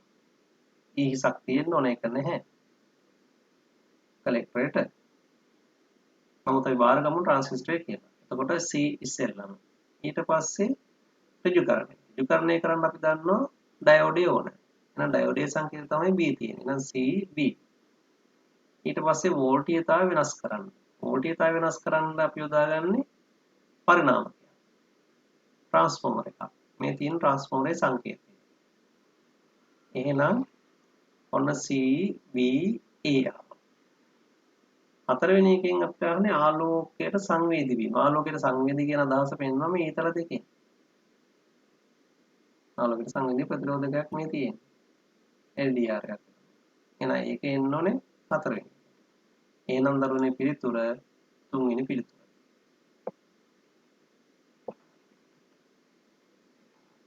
32 නොමුහුම් උස ගෙවතුමේ ශාකයක් නොමුහුම් මිටි ගෙවතුමේ ශාකයක් සමග මුහුම් කළේ නම් ප්‍රතිඵල නිවැරදිව දැක්වෙන්නේ පහත කිනම් පිළිතුරේදීද? නොමුහුම් උස ගෙවතුමේ ශාකයක් නොමුහුම් මිටි ගෙවතුමේ ශාකයක් සමග මුහුම් කළා නම් අපි දන්නවා F1 පරම්පරාවේදී ලැබෙන සියලුම ශාක උසයි කියලා අපි ඉගෙනගෙන තියෙනවා. ඒ කියන්නේ ප්‍රමුඛ ශාක, ප්‍රමුඛ ලක්ෂණ. ඊට පස්සේ F1 දෙන්නෙක් මුහුම් කළොත් F2 දී ලැබෙන්නේ උස 3කට මිටි 1යි කියලාත් අපි දන්නවා. පළවෙනි විද්‍යාව අපි ඉගෙන තියෙනවා.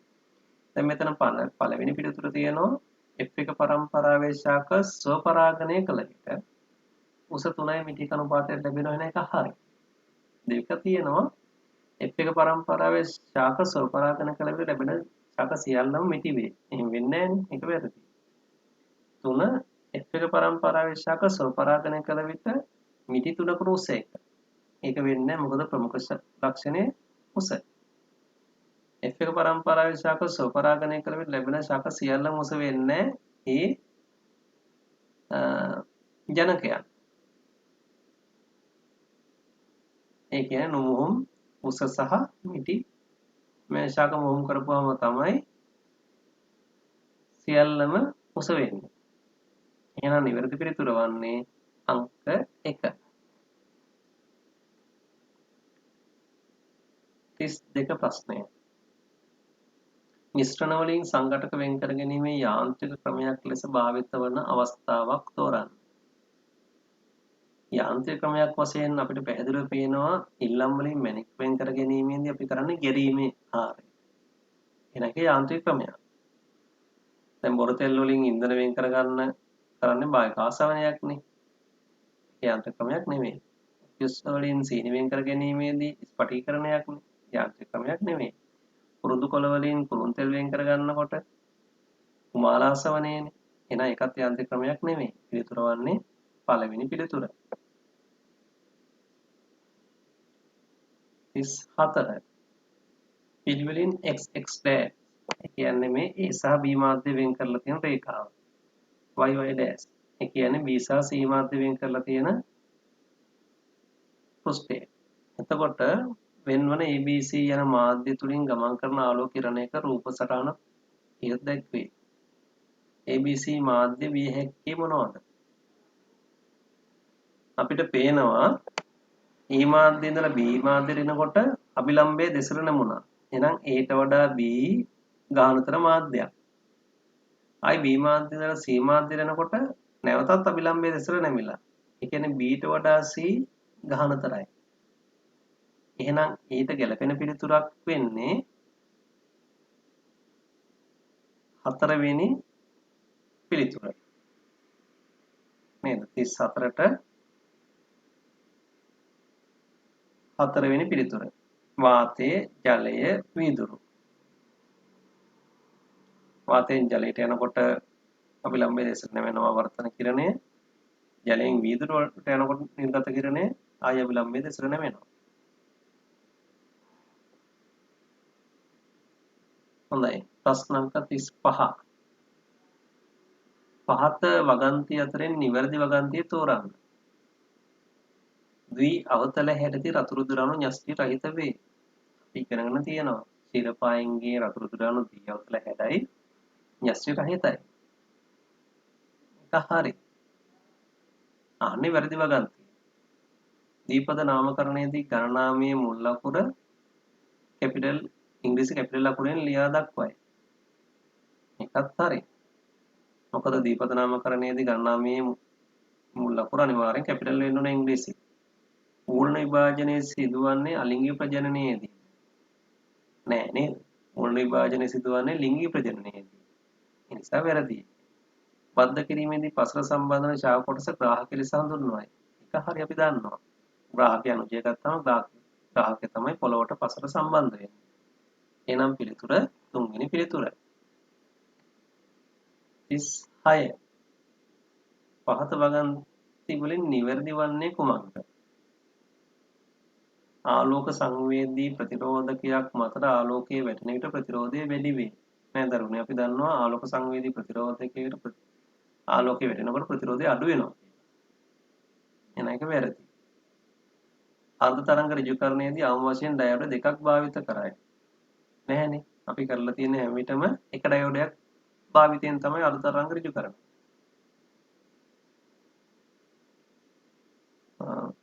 හතරවෙනි එකේ තියෙනවා සේතු පරිපථයක් යොදා ගැනීම මගින් අර්ධ තරංග ඍජුකරණය කරනු ලැබේ. සේතු පරිපථයක් කියන ඩයෝඩ හතරක් යොදලා. එතකොට අර්ධ තරංග ඍජුකරණය නෙමෙයි පූර්ණ තරංග ඍජුකරණය. එන එකත් වැරදි. එහෙනම් තුන්වෙනි පිළිතුර දාරිත්‍රකයක් භාවිත කර පූර්ණ ලෙස ඍජුකරණය වූ තරංගයක් සුමටනය කළ හැකිය. ඍජුකාරක සේතුවක් භාවිතයෙන් අර පූර්ණ ලෙස ඍජුකරණය කරපු තරංගයක් සුමටනය කරන්න පුළුවන් දාරිත්‍රකයක් භාවිත කරලා. එහෙනම් ඒක හරි. එහෙනම් පිළිතුර තුන්වෙනි පිළිතුර. 37 ඝන ලෙඩ් කිලෝග්‍රෑම් එකක් එහි උෂ්ණත්වයේ වෙනසක් ඇති නොවන ලෙස ඝන අවස්ථාවේ සිට ද්‍රව අවස්ථාවට පත් කිරීමට අවශ්‍ය තාප ප්‍රමාණය හඳුන්වන්නේ.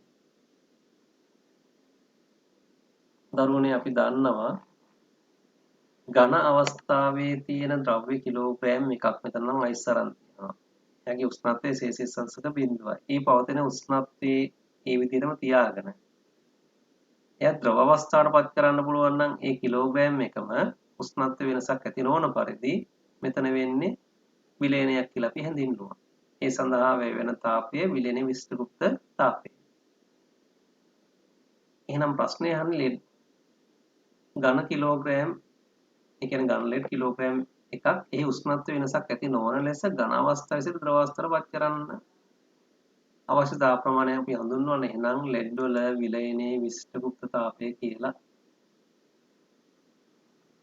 38 මෙහි දැක්වෙන පරිපථ සටහන යොදාගෙන අඳුර වැටෙන විට බල්බය දැල්වෙනසේ සකසා පරිපථයක් සකසා ගත හැකිය. මෙහි දැක්වෙන ට්‍රාන්සිස්ටරේ ක්‍රියාව. ඔය පරිපථයේදී අඳුර වැටෙනකොට මොකද වෙන්නේ?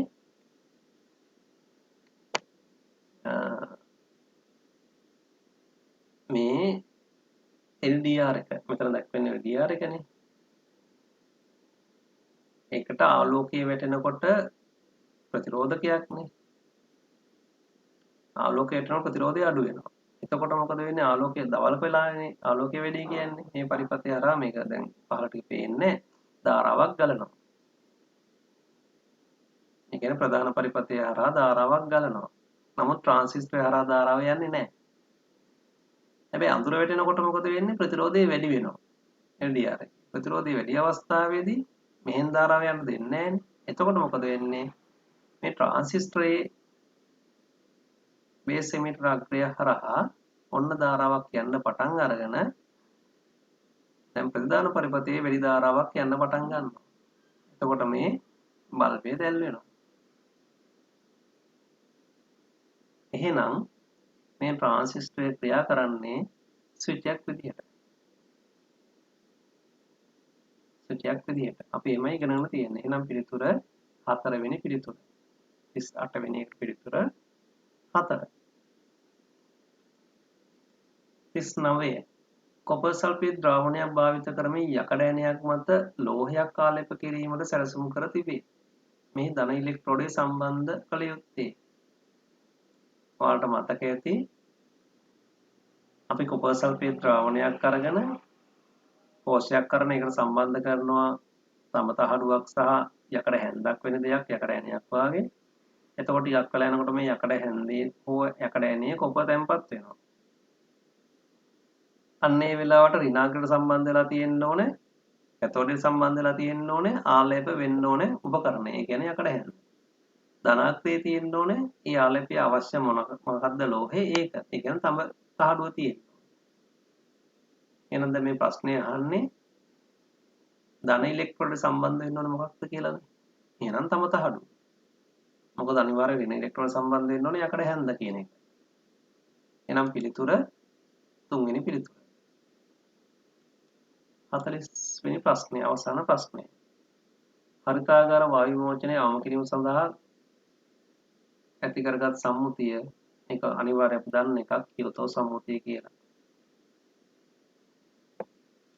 හරි. ඒ කොටස ව්‍යුහගත රචනා ප්‍රශ්න 4ට දැන් පිළිතුරු සාකච්ඡා කරමු.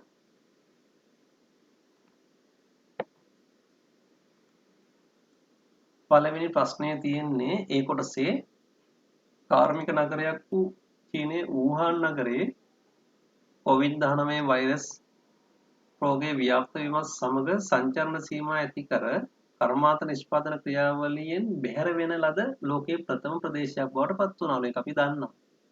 2019 දෙසැම්බර් මාසයේ ඉඳලා පෙබරවාරි මාර්තු වෙනකොට උත්සන්න වුණා මේ රෝගී තත්ත්වය. ඒක ප්‍රස්තාරයෙන් පේනවා. එතකොට ප්‍රස්තාරයේ දක්වලා තියෙනවා වායු කොවිඩ් රෝගීන් ගන්න දක්වලා තියෙනවා මේ පහළ මේ කැඩි රේඛාවෙන්. ඇවිල්ලා ඊට පස්සේ මෙහෙම වැඩි වෙලා පෙබරවාරි මාසෙ වෙනකොට උපරිම අගයක් ආවා. ඊට පස්සේ වායු ගෝලීය කාබන් ඩයොක්සයිඩ් සාන්ද්‍රණයේ ප්‍රතිශතය දීලා තියෙනවා. ඒක අඩු වෙලා ගිහිල්ලා තියෙනවා. ගල් අඟුරු පරිභෝජනය ඒක වැඩි උපරිම අවස්ථාවක ඉඳලා ක්‍රමයෙන් දැන් අඩු වෙලා ගිහිල්ලායි තියෙන්නේ. ගල් අඟුරු පරිභෝජනය අඩු වෙනකොට කාබන් ඩයොක්සයිඩ් ප්‍රතිශතය අඩු වෙලා තියෙනවා. ඒක පැහැදිලි වෙනවා.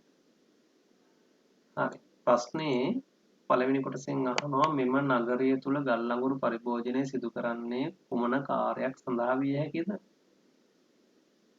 මේ කර්මාන්තවල ශක්ති පරිභෝජන ක්‍රියාවලියට ගල් අඟුරු ඕනේ. එහෙනම් කර්මාන්තවල බල ශක්ති ප්‍රභවයක් විදිහට තමයි පාවිච්චි කරන්නේ. පිළිතුර වශයෙන් දී වෙන්න ඕනේ කර්මාන්තවල බල ශක්ති ප්‍රභවයක් ලෙස. ඒ ටික ලිව්වත් ඇති.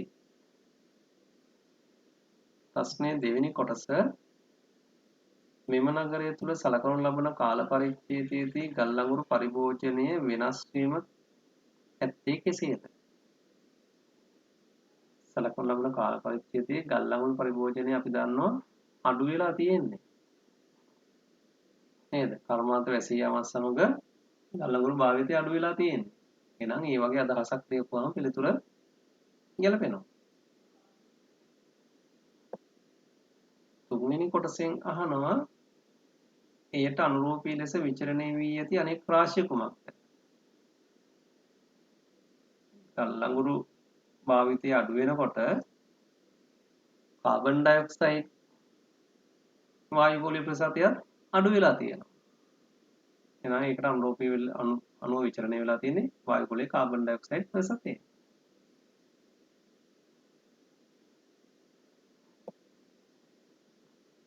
හතරවෙනි කොටසෙන් අහනවා ඉහත 2 හා 3 සඳහන් වන රාශි දෙක අතර. ඒ කියන්නේ ගල් අඟුරු භාවිතයයි කාබන් ඩයොක්සයිඩ් ප්‍රතිශතයයි යන දෙක අතර සම්බන්ධතාවය පෙන්වුම් කරන්නේ ඇයි? ඇයි එහෙම සම්බන්ධතාවය පෙන්වුම් කරන්නේ? ඉතින් අපි දන්නවා ගල් අඟුරු භාවිතය අඩු වෙනකොට පරිසරයේ නිකුත් වෙන කාබන් ඩයොක්සයිඩ් ප්‍රතිශතය අඩු වෙනවා. ඒකයි එහෙම සම්බන්ධතාවයක් ඇති වෙන්නේ. එතකොට මේ වගේ පිළිතුරක් ලියපුවාම ඇති. ලකුණු හම්බ වෙනවා. බොහෝ විට පළවෙනි ප්‍රශ්නයේදී අපිට ඔයගේ හිතලා ලියන්න අවස්ථා තියෙන්න පුළුවන් දරුවනේ. ඊට පස්සේ පස්වෙනි කොටසෙන් අහනවා COVID-19 ව්‍යාප්තිය උපරිම වී ඇත්තේ කොමන මාසයේදී? අපි කතා කළා පෙබරවාරි මාසයේදී කියලා. ඒ කියන්නේ 2020 පෙබරවාරි මේ කතා කරන්නේ.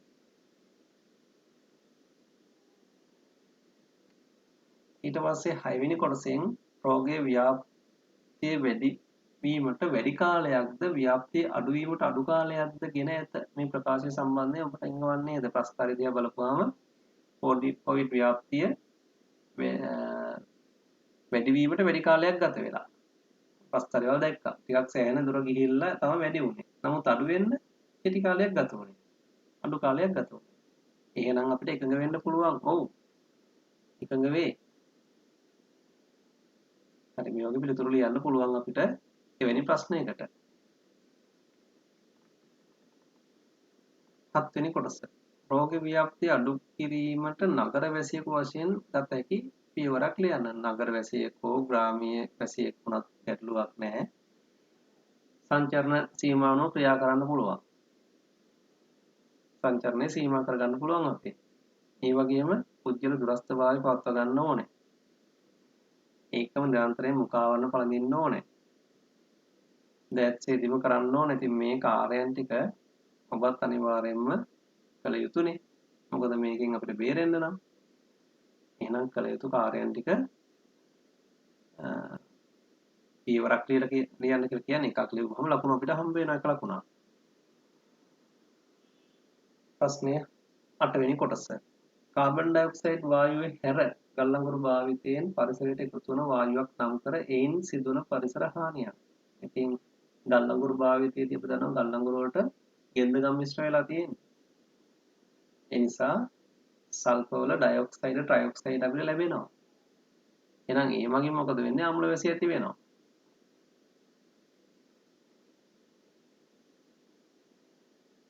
හරි. පළවෙනි ප්‍රශ්නේ B කොටස. පහ දක්වා ඇත්තේ ජෛව භූ රසායනික චක්‍රයක දල සටහනක්. මේ චක්‍රය දිහා හොඳට බැලුවොත් අපිට පේනවා මේ X කියන එක්කෙනා දෙසට ඊතල ගොඩක් ඇවිල්ලා තියෙනවා. හැබැයි එතන ඉවත් වෙලා තියෙන එක ඊතලයක්. එහෙනම් ඔයාලට මෙතන පැහැදිලි මල ශාකා සත්ව ද්‍රව්‍ය යෝජනය වෙන කොටයි පොසිල ඉන්ධන දහනය වෙන කොටයි ඒ වගේම ශාකයි සතුන්නුයි මගින් පරිසරයට එකතු වෙන දෙයක් තමයි කාබන් ඩයොක්සයිඩ්. එහෙනම් මේක කාබන් චක්‍රය වෙන්න ඕනේ. එහෙනම් X කියන්නේ කාබන් ඩයොක්සයිඩ් නම් A කියලා කියන්නේ පොසිල ඉන්ධන දහන ක්‍රියාවලියෙන් තමයි කාබන් ඩයොක්සයිඩ් එකතු වෙන්නේ. එහෙනම් B කියන්නේ කාබන් ඩයොක්සයිඩ් ශාක වලට ගන්නවා මොකටද? ප්‍රභා සංශ්ලේෂණය. එහෙනම් C කියන්නේ ශාකයි සතුනුයි දෙකෙන්ම යෙදලා තියෙනවා මේ C කියන එක. එහෙනම් ශාක සහ සතුන්ගේ ශ්වසනය. එහෙනම් ඔන්න අපි දැන් අහනවා X ලෙස දක්වා ඇත්තේ කුමක්ද? X කියන්නේ කාබන් ඩයොක්සයිඩ් වායුව. ඊට පස්සේ අහනවා ABC මෙම භූ රසායනික චක්‍රය තුළ සිදුවන ක්‍රියාවලිය තුනක් වේ. ඒ මොනවාද? දැන් අපි කතා කළා A කියන්නේ දහන ක්‍රියාවලිය. දහනය. B කියන්නේ ප්‍රභා සංශ්ලේෂණය. C කියන්නේ ශ්වසනය. ශාක සතුන් දෙගොල්ලන්ගේම ශ්වසනය. ඉතින් පහසුයි අපි පිළිතුරු ලියන්න ඒවා. ඒක කෙටියෙන් ලියපුවම ඇති. ඊට පස්සේ තුන්වෙනි කොටසේ A වියෝජන ක්‍රියාවලිය සඳහා වැදගත් වන ශුද්‍රජීවී විශේෂ දෙකක්. වියෝජන ක්‍රියාවලිය සිදු කරන්නේ දිලි රහ බැක්ටීරියා. මේ දෙකොල්ල තමයි වියෝජන ක්‍රියාවලිය සිදු කරන්නේ. ඒකේ B කොටසෙන් අහනවා වියෝජකයන් නොමැති විට පරිසර දූෂණය ඇති විය හැකි එක් ආකාරයක් සඳහන් කරති. වියෝජකයන් නැතිනම් දි รา පත් වෙන කාබනික ද්‍රව්‍ය ශාක සත්ව කොටස් අපද්‍රව්‍ය ලෙස පරිසරයේ ගොඩ ගැහෙනවා. පරිසරයට එකතු වෙනවා. එහෙනම් ජීර්ණ වූ අපද්‍රව්‍ය කොටස් එකතු වීම තමයි පරිසර දූෂණයට හේතු වෙන්නේ. ඊට පස්සේ හතරවෙනි කොටස. බීහි සිදුවන ක්‍රියාවලිය තුලිත රසායනික සමීකරණයක ලියා දක්වන්න. දරුවනේ දැන් අපි කතා කළා B කියලා කිව්වේ ප්‍රභා සංශ්ලේෂණය කියලා. ශාක කාබන් ඩයොක්සයිඩ් අවශෝෂණය කරගන්න ක්‍රියාවලිය. ඉතින් ප්‍රභා සංශ්ලේෂණ සමීකරණය වල ලියන්න පුළුවන්. 6ක් කාබන් ඩයොක්සයිඩ් ධන 6ක් ජලයේ සූර්ය ශක්තිය වෙන්න ඕනේ. හරිතප්‍රද ග්ලූකෝස් ධන ඔක්සිජන් 6ක්. මොකද ප්‍රභා සංශ්ලේෂණ සමීකරණයේදී ග්ලූකෝස් වලට හැර අනික් හැම එකටම අපි 6ක් දානවා ඒක තුලිත වෙනවා කියලා අපි ඉගෙනගෙන තියෙනවා. නැවත තුලිත කර ඉන්න ඕනේ නැහැනේ.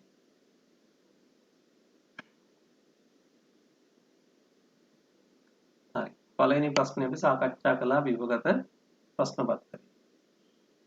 දැන් දෙවෙනි ප්‍රශ්නේ.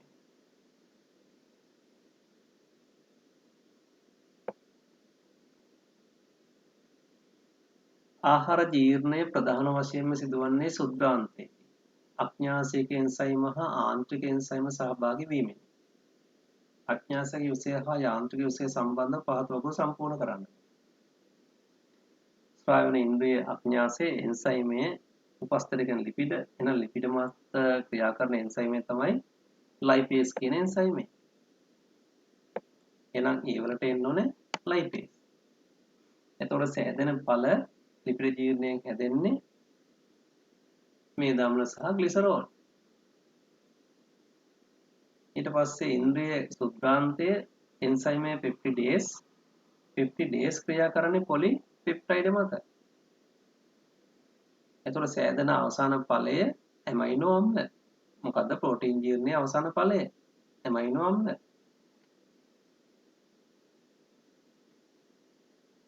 ලිපිඩ තෛලෝදීකරණය ලෙස හඳුන්වන්නේ කුමක්ද? ලිපිඩ. තෛලෝදීකරණය කියන්නේ මොකක්ද කියලා යහන්න.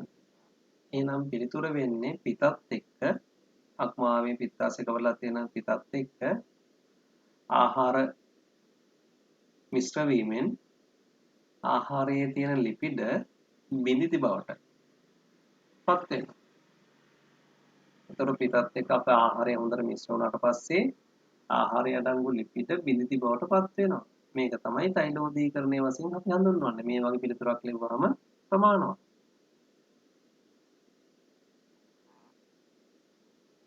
ඊට පස්සේ B කොටසෙන් අහනවා එහි ඇති එක් වාසියක් සඳහන් කරන්න. මොකද්ද මේ වාසිය? අපේ ලිපිඩ කියන පෝෂකයත් එක්ක අදාළ එන්සයිමේ. දැන් ලයිස්පේස් එන්සයිමේ දැන් කලින් කතා කළානේ. කාර්යක්ෂම ක්‍රියා කිරීමේ හැකියාව තියෙනවා. එහෙනම් එන්සයිමේ ලිපිඩය හා ක්‍රියා කරන්න වැඩි පුෂ්ටික ශ්‍රේෂ්ඨ ඵලයක් ලබා දෙනවා අර බිඳිති සෑදීම නිසා. ඒ නිසා කාර්යක්ෂමතාවය වැඩි.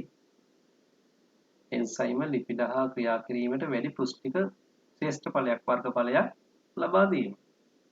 ඒක තමයි වාසිය.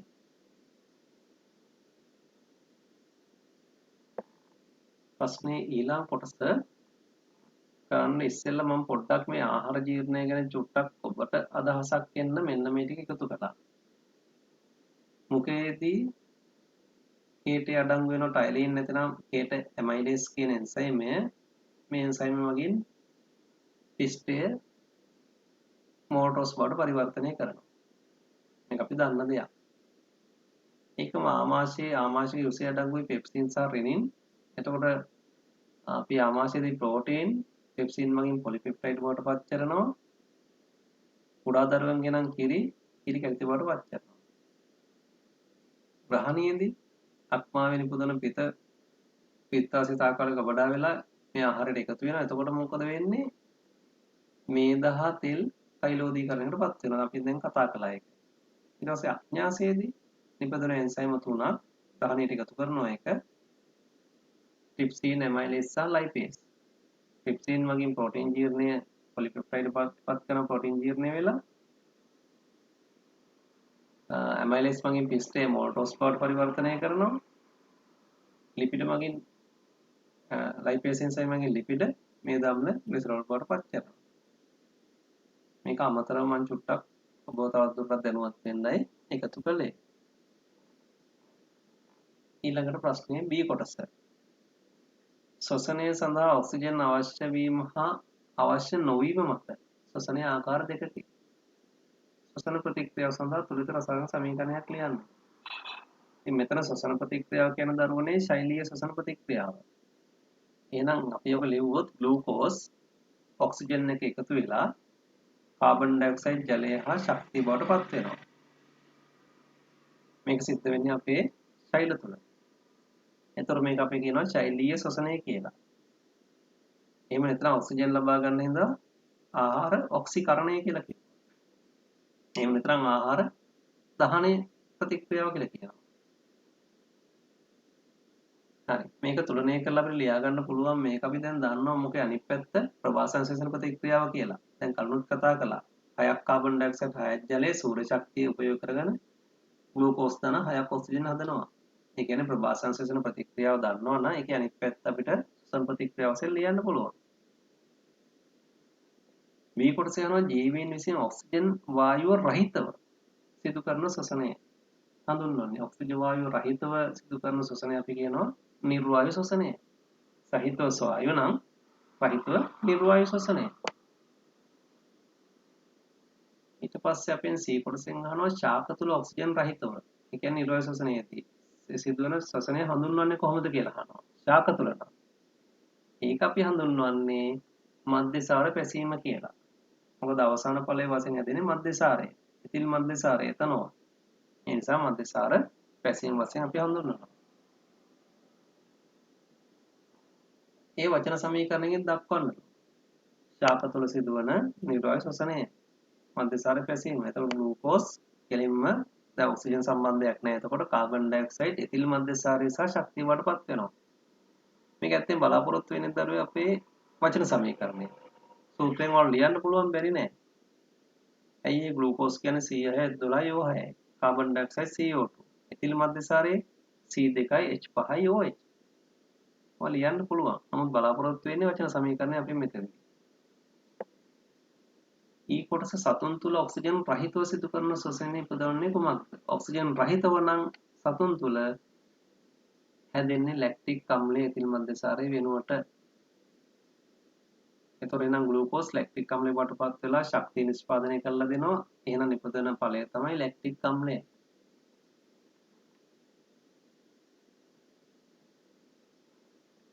ප්‍රශ්නය C කොටස. රුධිර සංසරණ පද්ධතිය හා සමීපව ක්‍රියා කරන තවත් පරිවහන පද්ධතියක් වන්නේ වසා පද්ධතිය. එහි දල සටහනක් මේ දක්වලා තියෙනවා. ඔයාලගේ අච්චු පොතේ මේ සටහන තියෙනවා. ඔතන A කියන්නේ ධමනි, B කියන්නේ ශිරා කියලා අච්චු පොතේ දීලා තියෙනවා. නමුත් අපි අපේ වසා පද්ධතිය ගත්තොත් මිනිසාගේ මේ වගේ පින්තූරයක් ඔබේ පොතේ තියෙනවා. හරි. දැන් අපෙන් අහන්නේ පළවෙනි කොටස ශරීරයේ තිබෙන සියලුම වසා වාහිනී එකතු වී ප්‍රධාන වසා වාහිනී දෙකක් සෑදී ඒ මොනවාද? ඒක දැන් මෙතන පැහැදිලිව පේනවා. එකක් තමයි උරස් ප්‍රනාලය. අනෙක් වසා වාහිනිය තමයි දකුණු වසා ප්‍රනාලය. එහෙනම් පිළිතුර වන්නේ උරස් ප්‍රනාලය සහ දකුණු වසා ප්‍රනාලය.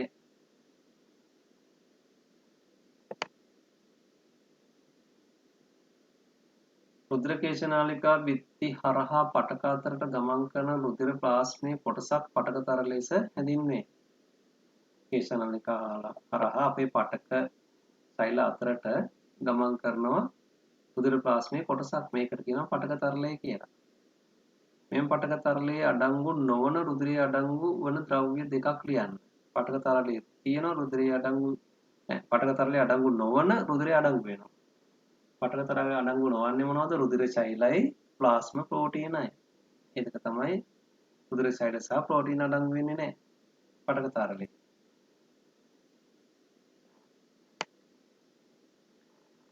දෙවෙනි කොටස වසා පද්ධතියේ ප්‍රධාන කෘත්‍යය. වසා පද්ධතියෙන් කරන අපේ ශරීරය තුළන බැක්ටීරියා වැනි ශුද්‍රජීවී නාසදකයන් විනාශ කරලා දානවා, භක්ෂණය කරලා දානවා. ශරීරය තුළන බැක්ටීරියාගේ ආසාදක විනාශ ජීවීන් විනාශ කිරීම තමයි කරන්නේ වසා පද්ධතිය ප්‍රධාන කාර්යය. ඒ නිසා තමයි ශුද්‍රජීවී ආසාදනයකදී උද්දිටය ඇති වෙනවා කියලා කියන්නේ. ඉදීමක් ඇති වෙන්නේ. දුරුද්‍රවණු එකතු වෙනවනේ යාවට. රයිට් හොඳයි. ප්‍රශ්න දෙකක් අපි කළා. දැන් අපි යනවා තුන්වෙනි ප්‍රශ්නෙට. ප්‍රශ්නාංක 3. A සිට H දක්වා පිළිවෙලින් ආවර්ත වර්ගයේ දෙවන හා තෙවන ආවර්ත වලට අයත් අනුයාත මූලද්‍රව්‍ය 10ක් දක්වා ඇත. අතර 10ක් නම් ওই ප්‍රස්තාරය දක්වලා නැහැ. 8යි තියෙන්නේ. කමක් නැහැ අපි ඒක බාර අරගමු. එම මූලද්‍රව්‍යයේ පළවෙනි අයනීකරණ ශක්තිය හා පරමාණු ක්‍රමාංක ප්‍රස්තාරය දක්වලා තියෙනවා. එතකොට දෙවන සහ තෙවන ආවර්තයේ එක ළඟ මූලද්‍රව්‍ය 10ක්. ඒකයි අනුයාත මූලද්‍රව්‍ය 10ක් කියන්නේ. එතකොට මේ සඳහා ඉංග්‍රීසි අකුරු එම මූලද්‍රව්‍ය සඳහා සම්මත සංකේත නොවේලු. මූලද්‍රව්‍ය සඳහා ප්‍රශ්නයේදී දී ඇති සංකේත පමණක් භාවිත කරන්නලු. නිවැරදි සංකේත භාවිත නොකර. දීලා තියෙන්නේ මෙන්න මේ ප්‍රස්තාරය.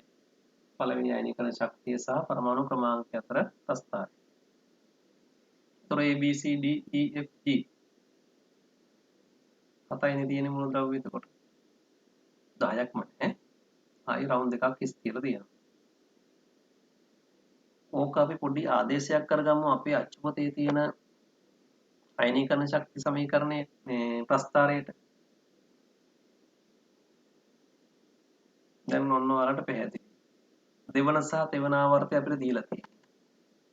අපි දන්නවා අයනීකරණ ශක්තිය උපරිමයි 8 වෙනි කාණ්ඩේ. එහෙනම් දෙවෙනි ආවර්තයේ 8 වෙනි කාණ්ඩේ ඉන්න එක්කෙනා තමයි මේ පෙන්වන්නේ නියෝන්. එහෙනම් ඊට කලින් ඉන්න එක්කෙනා තමයි ඒ කියන්නේ මේ ක්ලෝරින්. එහෙනම් ක්ලෝරින් ඉන්නවා නියෝන් ඉන්නවා. ඊට පස්සේ මොකද වෙන්නේ? ෂණිකව අයනීකරණ ශක්තිය අඩු වෙනවා. මොකද එක ආවර්තයක ඉඳලා ඊළඟ ආවර්තයට යනකොට. එහෙනම් පටන් ගන්නෙ තුන්වන ආවර්තයේ පළවෙනි එක්කෙනා C. ඒ කියන්නේ සෝඩියම් එක. දෙවෙනි එක්කෙනා මැග්නීසියම් D කියන්නේ. හැබැයි තුන්වෙනි එක්කෙනා මොකද වෙන්නේ? මේ දෙවෙනි මේ කාණ්ඩයට වඩා පොඩ්ඩක් අයනීකරණ ශක්තිය අඩු කර ගන්නවා. ඒක විශේෂ ලක්ෂණයක් ආවර්තයක. ඊට පස්සේ ආයේ හතරවෙනි එකේදී දෙවෙනි එක්කෙනාට වඩා වැඩි වෙනවා දැන්. ඊට පස්සේ පහේදීත් වැඩි වෙනවා. ආයි හයේදී පොඩ්ඩක් අඩු වෙනවා. හතේදී වැඩි අටේදී වැඩි ආයි ඊළඟ ආවර්තයට යනකොට ආයි අඩු වෙනවා. එහෙනම් මේ ලක්ෂණයට ගැලපෙනවනේ. right මෙතන තව ගැටලුවක් තියෙනවා. ඊට පස්සේ එන්න ඕන h නේ. ඒ කියන්නේ 1 2 3 4 5 6 වෙනි එක්කෙනානේ. එතකොට මෙතන 6 කියලා කියන්නේ සල්ෆර්නේ. එහෙනම් මොකද වෙන්නේ? ෆොස්ෆරස්ට වඩා 5 වෙනි කාණ්ඩයට වඩා 6 වෙනි කාණ්ඩේ තරමක් අඩු වෙන්න ඕන. දැන් තරමක් අඩු වෙනවා කියන්නේ මෙතන පෙන්නලා තියෙන මේ රවුම එකටත් වඩා පල්ලෙහාට ගිහිල්ලා. ඒක නම් වෙන්න බෑ. මේ හරිය තියෙන්න ඕන. අනික මෙතන වෙන්නත් බෑනේ. හරිද? අපි බලමු මේකෙන් අහලා තියෙන ප්‍රශ්නය ගැන. එතකොට දැන් මේ දීලා තියෙන එක මම අර අපේ පොතේ වගේ කොටස ඊට අදාළ කොටස විතරක් වෙන් කරගත්තා. වෙන් කරගෙන ඒක දැන් මම පැහැදිලි කළා A සිට G තෙක් මූලද්‍රව්‍ය අතුරෙන් ඉහළම පළවෙනි අයනීකරණ ශක්තියක් හා විද්‍යුත් ඍණතාවයක් දක්වන මූලද්‍රව්‍ය දෙක. දීලා තියෙන ප්‍රස්තාරය මේක. ඉහළම අයනීකරණ ශක්තියක් දක්වන්නේ අපි 8 වෙනි කාණ්ඩය කියලා දන්නවා. එහෙනම් කවුද උතන අයනීකරණ ශක්තිය වැඩි? B 8 වෙනි කාණ්ඩය. එහෙනම් එතෙන්ට පිළිතුර B. ඊට පස්සේ විද්‍යුත් ඍණතාවය වැඩි වෙන්නත් එපේ. මූලද්‍රව්‍ය විද්‍යුත් ඍණතාවය වැඩි අපි දන්නවා 7 වෙනි කාණ්ඩේ. ආවර්තවගේ 7 වෙනි කාණ්ඩේ. ඉතින් 7 වෙනි කාණ්ඩේ මෙතන එක්කෙනයි දැන් ඉන්නේ ඒ විතරයි. ඇයි? 7 8. ඊට පස්සේ 1 2 3 4 5 6 කාණ්ඩේ එහෙම යන්නේ. එහෙනම් උතන පිළිතුර A. මම හිතනවා මේ දෙක තෝරාගත්තා පැහැදිලි කියලා. අයනීකරණ ශක්තිය උපරිම 8 වෙනි කාණ්ඩේ. විද්‍යුත් ඍණතාවය උපරිම තියෙන්නේ 7 වෙනි කාණ්ඩේ. අපි කලින් තීරණය කළා නම් 8 වෙනි කාණ්ඩේ B ඉන්නේ කියලා නම් 7 වෙනි කාණ්ඩේ A. හොඳයි දරුවනේ. අපි යනවා ප්‍රශ්නේ ඊළඟ කොටසට. ඉහත ප්‍රස්තාරයේ දක්වා ඇති වෘත අතුරෙන් H මූලද්‍රව්‍ය හිමිවීමට වඩාත්ම ඉඩ ඇති ස්ථානයේ ඇති වෘතය තුළ H අකුර සටහන් කර ගන්නවා. G ඊට පස්සේ H තියෙන්න ඕනේ.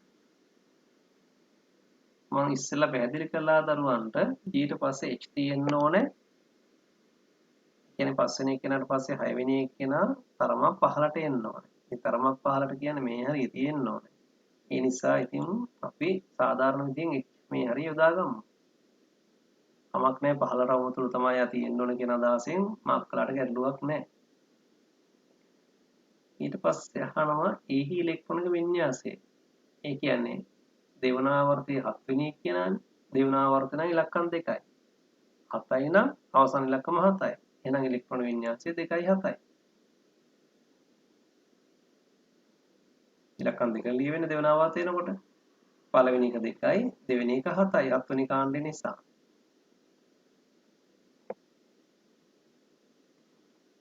ඊට පස්සේ අපෙන් අහනවා කෙටි ප්‍රශ්න ටිකක්. ට්‍රාන්සිස්ටරය හා ඩයෝඩය සෑදීම සඳහා භාවිත කරනවා. ට්‍රාන්සිස්ටරය ඩයෝඩය සාධාරණ භාවිත කරන්නේ 4 වෙනි කාණ්ඩේ සිලිකන් ජර්මේනියම් වාගේ මූලද්‍රව්‍යනේ. එහෙනම් කවුද මෙතන 4 වෙනි කාණ්ඩේ ඉන්නේ? 7 8 කියලා ඊට පස්සේ 1 කිව්වේ C, 2 D, 3 E, 4 F.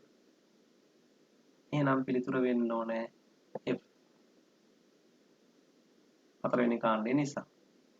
පළවෙනි අයනීකරණ ශක්තිය අවම වෙන්න ඕනේ පළවෙනි කාණ්ඩේමයි. ඒ 8 වෙනි කාණ්ඩේ උපරිමයි ආවර්තයක් දිගේ වමේ සිල් දකුණට වැඩි වෙනවා. එහෙනම් අඩුම ඉන්නේ පළවෙනි කාණ්ඩේ. පළවෙනි කාණ්ඩේ මෙතන කවුද ඉන්නේ? C. එහෙනම් පිළිතුර C. ඊට පස්සේ C හා H අතර සෑදෙන සංයෝගයේ රසායනික සූත්‍රය. C ඉන්නේ පළවෙනි කාණ්ඩේ. ඒ නිසා C වල අවසාන ශක්ති මට්ටම ඉලෙක්ට්‍රෝන 1යි. එහෙනම් ඒ ඉලෙක්ට්‍රෝන ඉවත් කරලා එයාට ධන අයනයක් හදන්න පුළුවන් C ට. H ඉන්නේ දැන් මෙතන H නෑ ඊළඟ එක්කෙනා H අපි දන්නවා 1 2 3 4 5 6. එතකොට පිළිවෙලින් ගියොත් 6 වෙනි කාණ්ඩේ තමයි H ඉන්නේ. මාක් කළේ මේ හරි 6 වෙනි කාණ්ඩේ නම් අවසන් කවච ඉලෙක්ට්‍රෝන 6යි. එයාට 8ක් වෙන දෙකක් ගන්න පුළුවන් ඉලෙක්ට්‍රෝන. මොකද අවසාන කවචයේ සංයුත කවච ඉලෙක්ට්‍රෝන 6යිනේ තියෙන 6 වෙනි කාණ්ඩේ කෙනාගේ. දෙකක් ගන්නවා 8ක් වෙන. එහෙනම් එයා ඍණ 2 අයනයක් හදනවා. දැන් සූත්‍ර නිර්මාණය කරනකොට අපි දන්නවා මේ සංයුතා දෙක මාරු කරනවා. දෙකේ ඉලක්කම C ළඟට දානවා එකේ ඉලක්කම H එක ලියන්නේ නැහැ. එහෙනම් සූත්‍රයේ C2H. එහෙනම් රසායනික සංයෝගයේ සූත්‍රය C2H. සිසිල් ජලයේ සමග ප්‍රතික්‍රියා නොකරන අතර උණු ජලයේ සමග ප්‍රතික්‍රියා කරන මූලද්‍රව්‍ය. අපි කතා කරලා තියෙන ඕන තරම් උණු ජලයත් එක්ක ප්‍රතික්‍රියා කරන මැග්නීසියම් කියන ලෝහය කියලා. තුන්වනාවර්තයේ මැග්නීසියම් කියන දෙවෙනි කාණ්ඩේ තියෙන්නේ. පළවෙනි කාණ්ඩේ C දෙවෙනි කාණ්ඩේ D. එහෙනම් උත්තරේ වෙන්න ඕනේ D. අපි උදේට මැග්නීසියම් කියලා දාන්නේ යන්නේ මූලද්‍රව්‍ය. දීලා දෙන සංකේතමයි පාවිච්චි කරන්නේ. D. මේ මූලද්‍රව්‍ය ඔක්සයිඩයේ ආම්ලික හා බාෂ්පීය ගුණාංග දෙකම පෙන්වනවා. ආම්ලික ගුණාංගත් පෙන්වනවා බාෂ්පීය ගුණාංගත් පෙන්වනවා මේ ඔක්සයිඩේ. හරි? කවුද එහෙනම් මේ පෙන්වන්නේ? E. ඇයි ඒ? අපි පොඩ්ඩකට ඉස්සෙල්ලා කතා කළා. E ඉන්නේ තුන්වෙනි කාණ්ඩේ. C D E. උභය ගුණී ලෝහයක් කියලා. එතන උභය ගුණී ඔක්සයිඩයක් කියලා. ඇලුමිනියම් වල ඔක්සයිඩේ. එහෙනම් E කියන්නේ ඇලුමිනියම්නේ. රයිට් මම හිතනවා දරුවන්ට දැන් පැහැදිලි මේක ආපු හැටි මේ පිළිතුරු ටික. අපි යම් ප්‍රශ්නයේ ඊළඟ කොටසට B කොටසට විද්‍යාගාරයේදී ඔක්සිජන් වායු නිපදවා ගැනීමට බහුලව භාවිත කරන රසායනික සංයෝගය වන්නේ පොටෑසියම් පර්මැංගනේට්. ඒ කියන්නේ පොන්ඩිස්. පොටෑසියම් පර්මැංගනේට් රසායනික සූත්‍රය. ඒක දැන් ඔයාලා දන්නවා. KMnO4 KMnO4 ඊට පස්සේ පොටෑසියම් පර්මැංගනේට් වල වර්ණය. මේක දිලිසෙනවා පොටෑසියම් පර්මැංගනේට් කැට කළු නිල් පැහැයක් ගන්නවා නැත්නම් දම් පැහැයක් කියලා සමහරු ප්‍රකාශ කරනවා. එහෙනම් ඔය ඕන උත්තරය පිළිගන්නවා දම් නිල් දම් කළු දම් වර්ණ වශයෙන් අපිට ලියන්න පුළුවන්. මොකක් හරි එක පිළිතුරක් ලියන්න. ඉහත සඳහන් කළ සංයෝගයේ පමණක් භාවිත කර ඔක්සිජන් වායු නිපදවා ගැනීමේදී සිදුවන්නේ කුමන වගේ රසායනික ප්‍රතික්‍රියාවක්ද? ඒ කියන්නේ පොන්ඩිස් පාවිච්චි කරලා රත් කළාට පස්සේ පොටෑසියම් පර්මැංගනේට් පොටෑසියම් මැංගනේට් වලටපත් වෙනවා මැංගනීස් ඩයොක්සයිඩ් හදනවා ඔක්සිජන් නිදහස් වෙනවා. එක ද්‍රව්‍ය කීපයකට කැඩෙනවා. එහෙනම් රසායනික වියෝජන ප්‍රතික්‍රියාවක් කියලා අපි දන්නවා. රසායනික වියෝජන ප්‍රතික්‍රියාවක්.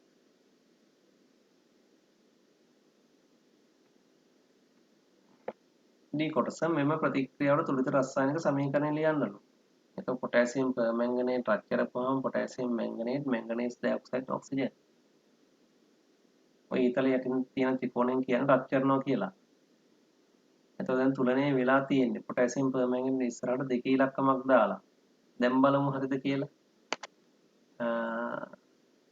2k mn දෙකක් තියෙනවා. එතකොට mn 1 1 2යි. ਉਹ 4 වරක් 2 8ක් තියෙනවා. මෙතන 4යි මේ 2 6යි මේ 2යි 8යි. එහෙනම් තුලනේ වෙලා තියෙන්නේ. තුලිත කරනකොට අපි කරන්නේ හැම වෙලෙම ඊතලයෙන් දෙපස එකම ಜಾති පරමාණු සමාන කරන එක.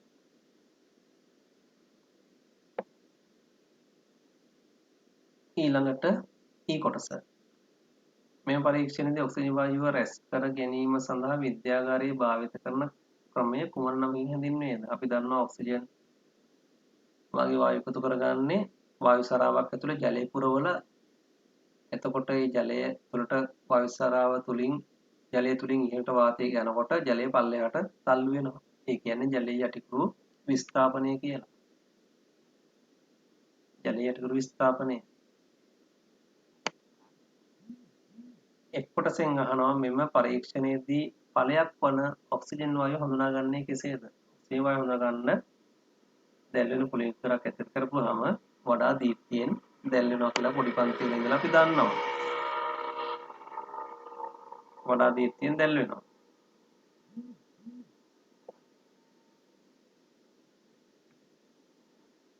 හතරවෙනි කොටස හතරවෙනි ප්‍රශ්නය. ප්‍රශ්න අපි 3ක් අවසන් කළා. එනම් ප්‍රශ්න අංක 4. කුඩා වස්තුවක් විශාල කර බැලීම සඳහා වක්‍ර දර්පණ භාවිත කරනවා. එවැනි දර්පණයක් ඉදිරියෙන් තැබූ විට ඉන් නිකුත් වන කිරණ එක ගමන් මඟ රූපයේ දැක්වේ. මෙහිදී භාවිත කරන්නේ කුමන වර්ගයේ දර්පණයක්ද? අපි දන්නවා උත්තර දර්පණයක් වුණා නම් වාහනයක සයිඩ් කණ්ණාඩියනේ. අනිවාර්යෙන් එකෙන් හැම වෙලාවෙම ලැබෙන්නේ කුඩා උඩුකුරු අතාත්වික ප්‍රතිබිම්බයක්. එහෙනම් ඉතින් මෙතන විශාල කරලා බලන්න බෑනේ උත්තර දර්පණයකින්. ඒ නිසා අනිවාර්යයෙන්ම අවතල දර්පණයක් වෙන්න ඕනේ. ඒතර උත්තර අවතල දර්පණ අඳින්නේ කොහොමද කියලා මම හිතන්නේ අපේ දරුවෝ දන්නවා. ඔය විදිහට. ඊට පස්සේ අපෙන් අහනවා ඊළඟට වස්තුවේ ප්‍රතිබිම්බය නිර්මාණය කිරීම සඳහා කිරණ රූප සටහන සම්පූර්ණ කරලා ප්‍රතිබිම්බය අඳින්නලු. එතකොට ඉස්සෙල්ලා අපිට දුන්නේ දර්පණය සහ නාභිය අතර වස්තුව තියලා තියෙනවා ඒ හිසක් ඕ කියලා. ඒ කොටස විතරයි අපිට දීලා තිබුණේ. එහෙනම් මේක සම්පූර්ණ කරනකොට මොකද වෙන්නේ? අපිට දීලා තියෙන මේ රේඛා කොටස විතරනේ ආලෝක කිරණයක් වශයෙන්. ඊට පස්සේ ඒක දර්පණය වෙදලා යනවා නාභිය හරහා F හරහා. හැබැයි ඉතින් F හරහාම නෙමෙයි කියලා තියෙන්නේ ටිකක් පිටින් ගිහිල්ලා තියෙන්නේ. F හරහා යන්න ඕනේ. හරි? අනික තමයි වස්තුවේ ඉඳලා C හරහා යන කිරණයක් නැමෙන්නේ නැහැ. කෙලින්ම ඒ විදිහටම ගමන් කරනවා. දැන් මේ කිරණ දෙක ඉදිරියේදී හමු වෙන්නේ නැහැ. ඒ නිසා ආපස්සට දික් කරනවා. එතකොට ඇත්තම දර්පණයෙන් පිටිපස්සේ නම් කෙටි රේඛා තියෙන්න ඕනේ.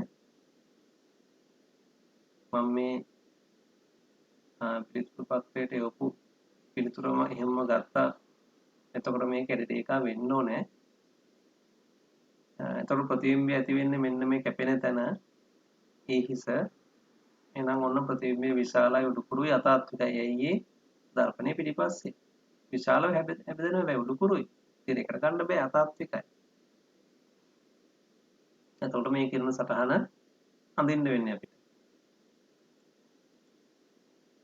මෙම ප්‍රතිබිම්බය නිරීක්ෂණය කිරීමට ඇස තැබිය යුතු ස්ථානයේ රූප සටහන ඊ ලෙස ලකුණු කරන්න. දැන් අපි මේ ඇද්ද කිරණ සටහනේ අපි ඇස කොතනද තියන්නේ කියලා ඊ ලෙස ලකුණු කරන්න. අනිවාර්යෙන් අපි ඇස තියන්න ඕනේ දර්පණයේ ඉදිරියේ මේ ආලෝක කිරණ දෙක. අපි කිරණ දෙකයිනේ පාවිච්චි කළේ. සමාන්තර වෙන කිරණේ නාභිය හරහා එන එකයි C හරහා යන කිරණේ ඒ මාර්ගෙම ආපහු යනවා. එහෙනම් ඒක දිහා බලන්න ඕන අපි මේ පැත්තේ ඉඳලා. එහෙනම් ඇස තියෙන්න ඕනේ මේ පැත්තේ. එහෙනම් ඒක ඊ ලෙස ලකුණු කරනවා මේ පැත්ත.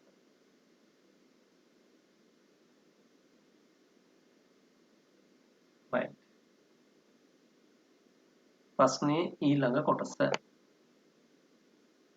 මෙහි ඇතිවන ප්‍රතිබිම්බයේ ලක්ෂණයක් ලියන්න. අපි දැන් ලක්ෂණ කතා කළා. ප්‍රතිබිම්බයේ උඩුකුරුයි, අතාත්විකයි, විශාලයි. වස්තු දුල විශාලයි, අතාත්විකයි, උඩුකුරුයි.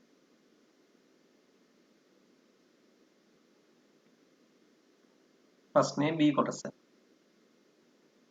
එක මාධ්‍යයේ සිට දෙක මාධ්‍යයට ආලෝකයේ පතනය වන අවස්ථා තුනක් XYZ රූපවල දැක්වෙනවා. හොඳට බලන්න දරුවනේ XYZ අවස්ථා තුනේම පහළ තියෙන පළවෙනි මාධ්‍යය, ඊළ තියෙන දෙවෙනි මාධ්‍යය. X අවස්ථාවේ අපි දන්නවා අභිලම්භයෙන් ඉවතට නැමිලා තියෙනවා මේ θ1 කෝණයට වඩා θ2 කෝණය විශාලයි. එහෙනම් ඉවතට නැමිලා එකක් පැහැදිලිව පේනවා. එහෙනම් පළවෙනි මාධ්‍යයට සාපේක්ෂව දෙවෙනි මාධ්‍යය විරලතර මාධ්‍යයක්. ඔයාලට ඒක පැහැදිලියි. ගානතර මාධ්‍යයක් වුණාම අභිලම්භයේ දෙසට නැමෙන්න එපා. විරලතර මාධ්‍යයක් ඉවතට. හැබැයි Y අවස්ථාවේ යනකොට මොකද වෙලා තියෙන්නේ? මාධ්‍ය දෙක වෙන් කරන පෘෂ්ඨය දිගේ වර්තන කිරණය ගිහිල්ලා සෙට් එකේදී ආපහු මේ මාධ්‍යයටම පරාවර්තනය වෙලා y රූපයේ දැක්වෙන වර්තන කෝණයේ අගය අහනවා y රූපයේ දැක්වෙන වර්තන කෝණය කියන්නේ මේක පතන කෝණය Q3 කියන්නේ පතන කෝණය වර්තන කෝණය කියන්නේ වර්තන කිරණයයි අභිලම්බය අතර කෝණය මෙන්න අභිලම්බය මෙන්න වර්තන කිරණය අංශක 90 කෝණයක් එහෙනම් චතුරාංශක 90යි ඊට පස්සේ දෙවෙනි කොටස Q3 පතන කෝණයේ හැඳින්වෙන විශේෂ නම වර්තන කෝණය අංශක 90ක් වෙන වෙලාවේ Q3 පතන කෝණය කියලා කියන්නේ අවදි කෝණය කියලා අපි කතා කරනවා මතක ඇති අවදි කෝණය මෙන්න මේ y අවස්ථාවේක පැහැදිලි අංශක 90ක් වෙනකොට වර්තන කෝණය පතන කෝණයට අපි කියනවා අවදි කෝණය කියලා ඉසත් රූපයේ දැක්වෙන ආලෝකයේ සංසිද්ධිය කුමක්ද ඉසත් රූපයේ ගිහිල්ලා තියෙන්නේ මේ මාධ්‍යයටම ආලෝකය ආපහු පරාවර්තනය වෙනවා ඒ නිසා ඒකට කියනවා පූර්ණ අභ්‍යන්තර පරාවර්තනය කියලා එම මාධ්‍යයටම ආලෝක කිරණය පරාවර්තනය වෙනවා පළවෙනි මාධ්‍යයටම පූර්ණ අභ්‍යන්තර පරාවර්තනය x අවස්ථාව සඳහා වර්තනාංකය 1n 2 සඳහා ප්‍රකාශනයක් x කියන අවස්ථාවේ අපි කොටසක් ගමු පළවෙනි මාධ්‍යය ඉඳලා දෙවෙනි මාධ්‍යයට ආලෝක කිරණය ගමන් කරනකොට අභිලම්බයෙන් ඉවතට නැමිලා ගමන් කරන්න. නැ 1n 2 පළමු මාධ්‍යයට සාපේක්ෂව දෙවෙනි මාධ්‍යයේ වර්තනාංකය සමානයි. අපි දන්නවා පතන කෝණයේ sin a බෙදෙනවා වර්තන කෝණයේ sin a. එහෙනම් sin θ1 බෙදන්න ඕනේ sin θ2 වලින්. එහෙනම් 1n 2 සමානයි sin θ1 බෙදීම sin θ2 පතන කෝණයේ වර්තන sin අගය බෙදෙනවා වර්තන කෝණයේ sin අගය ඊට පස්සේ C කොටස ප්‍රශ්නේ විද්‍යුත් චුම්බක වර්ණාවලී කොටසක් පහ දීලා තියෙනවා කොටසක් දීලා තියෙන සුද්ධ තරංග A දෘශ්‍යාලෝකයේ පාරජම්බුල කරන B දී ඇති තරංග අනුපිළිවෙල අනුව AB ස්ථානවල තිබිය යුතු තරංග වර්ගය ලියන්න අපි පොඩ්ඩක් බලමු විද්‍යුත් චුම්බක වර්ණාවලී අපේ පොතේ දීලා තියෙනවා මෙන්න මේ පින්තූරය එතකොට මෙතෙන්දී අපි දන්නවා පටන් ගන්නේ ගුවන් විදුලි තරංග වලින් අවසන් වෙන්නේ ගැමා කිරණ වලින් එතකොට ගුවන් විදුලි තරංග සුද්ධ තරංග අදුරක්ත කිරණ දෘශ්‍යාලෝකයේ පාරජම්බුල X කිරණ ගැමා කිරණ මේ පිළිවෙලට තමයි මේ තියෙන්නේ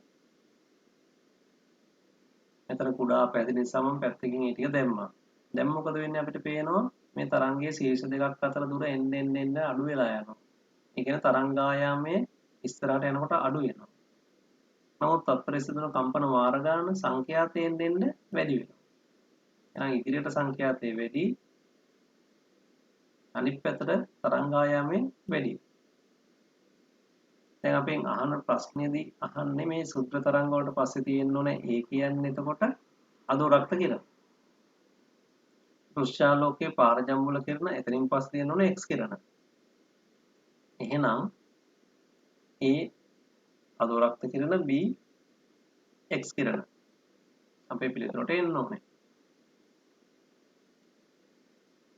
පාරජම්බුල කිරණ වලින් මිනිසුන්ට ඇති එක් ප්‍රයෝජනයක් පාරජම්බුල කිරණ අපිට උදව් වෙනවා ඒ උදෑසන ආලෝකයෙන් අපේ ශරීරයට විටමින් D නිපදවන්න හැබැයි ඉතින් ඒක උදව් වෙනවා කියලා තදවුවට වෙලා පින්නේ නැහැ එහෙම වුණොත් වෙන්නේ සමය පිළිකා ඇසේ සුද මතු වෙනවා ඒ නිසා උදෑසන ආලෝකය තමයි අපිට වැදගත් වෙන්නේ විටමින් D නිෂ්පාදනය කරන්න ඒ වගේම අපේ දරුවෝ දන්නවා දැන් මෙතන මෙහෙම උත්තරත් සමහර අය ලියලා ඇති විස බීජ විනාශ කරන්න මුදල් නෝට්ටු පරීක්ෂා කරන්න මොකද රහස්‍යංකයම මේ මිනිස් ශරීරයට ඇති ප්‍රයෝජන නෙමෙයි නෙවුවා නමුත් ඒවා සමහරව ලියන අවස්ථා තියෙනවනේ මම ඒක මතක් කළේ එහෙම දේවලුත් ප්‍රයෝජන වශයෙන් තියෙනවා මිනිස් සිරුරට නෙමෙයි මිනිසාට හොඳයි රූපවාහිනී ක්‍රියාත්මක කිරීම සඳහා යොදා ගන්නා දුරස්ථ පාලක සංඥා විකාශනය සඳහා වැදගත් වන්නේ කුමන තරංග වර්ගයේද රිමෝට් කන්ට්‍රෝල් එක පාවිච්චි කරන තරංග වර්ගය අපි කතා කරලා තියෙනවා අදෝරක්ත කිරණ කියලා. IR කිරණ.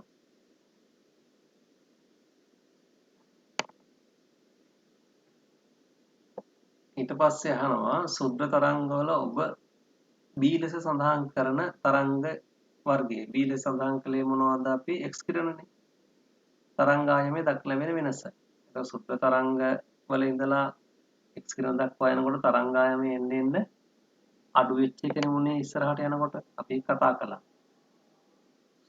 සුද්ධ තරංගවල තරංගායමයට වඩා X කිරණ තරංගායමේ අඩුයි. සංඛ්‍යාතය වැඩි. නමුත් තරංගායමේ අඩුයි. හොඳයි දරුවනේ. එහෙනම් ඔන්න අපි අපේ ප්‍රශ්න පත්‍රයේ බහුවර්ණ කොටස සහ ව්‍යුහගත ප්‍රශ්න 4 සාකච්ඡා කරලා අවසන් වුණා.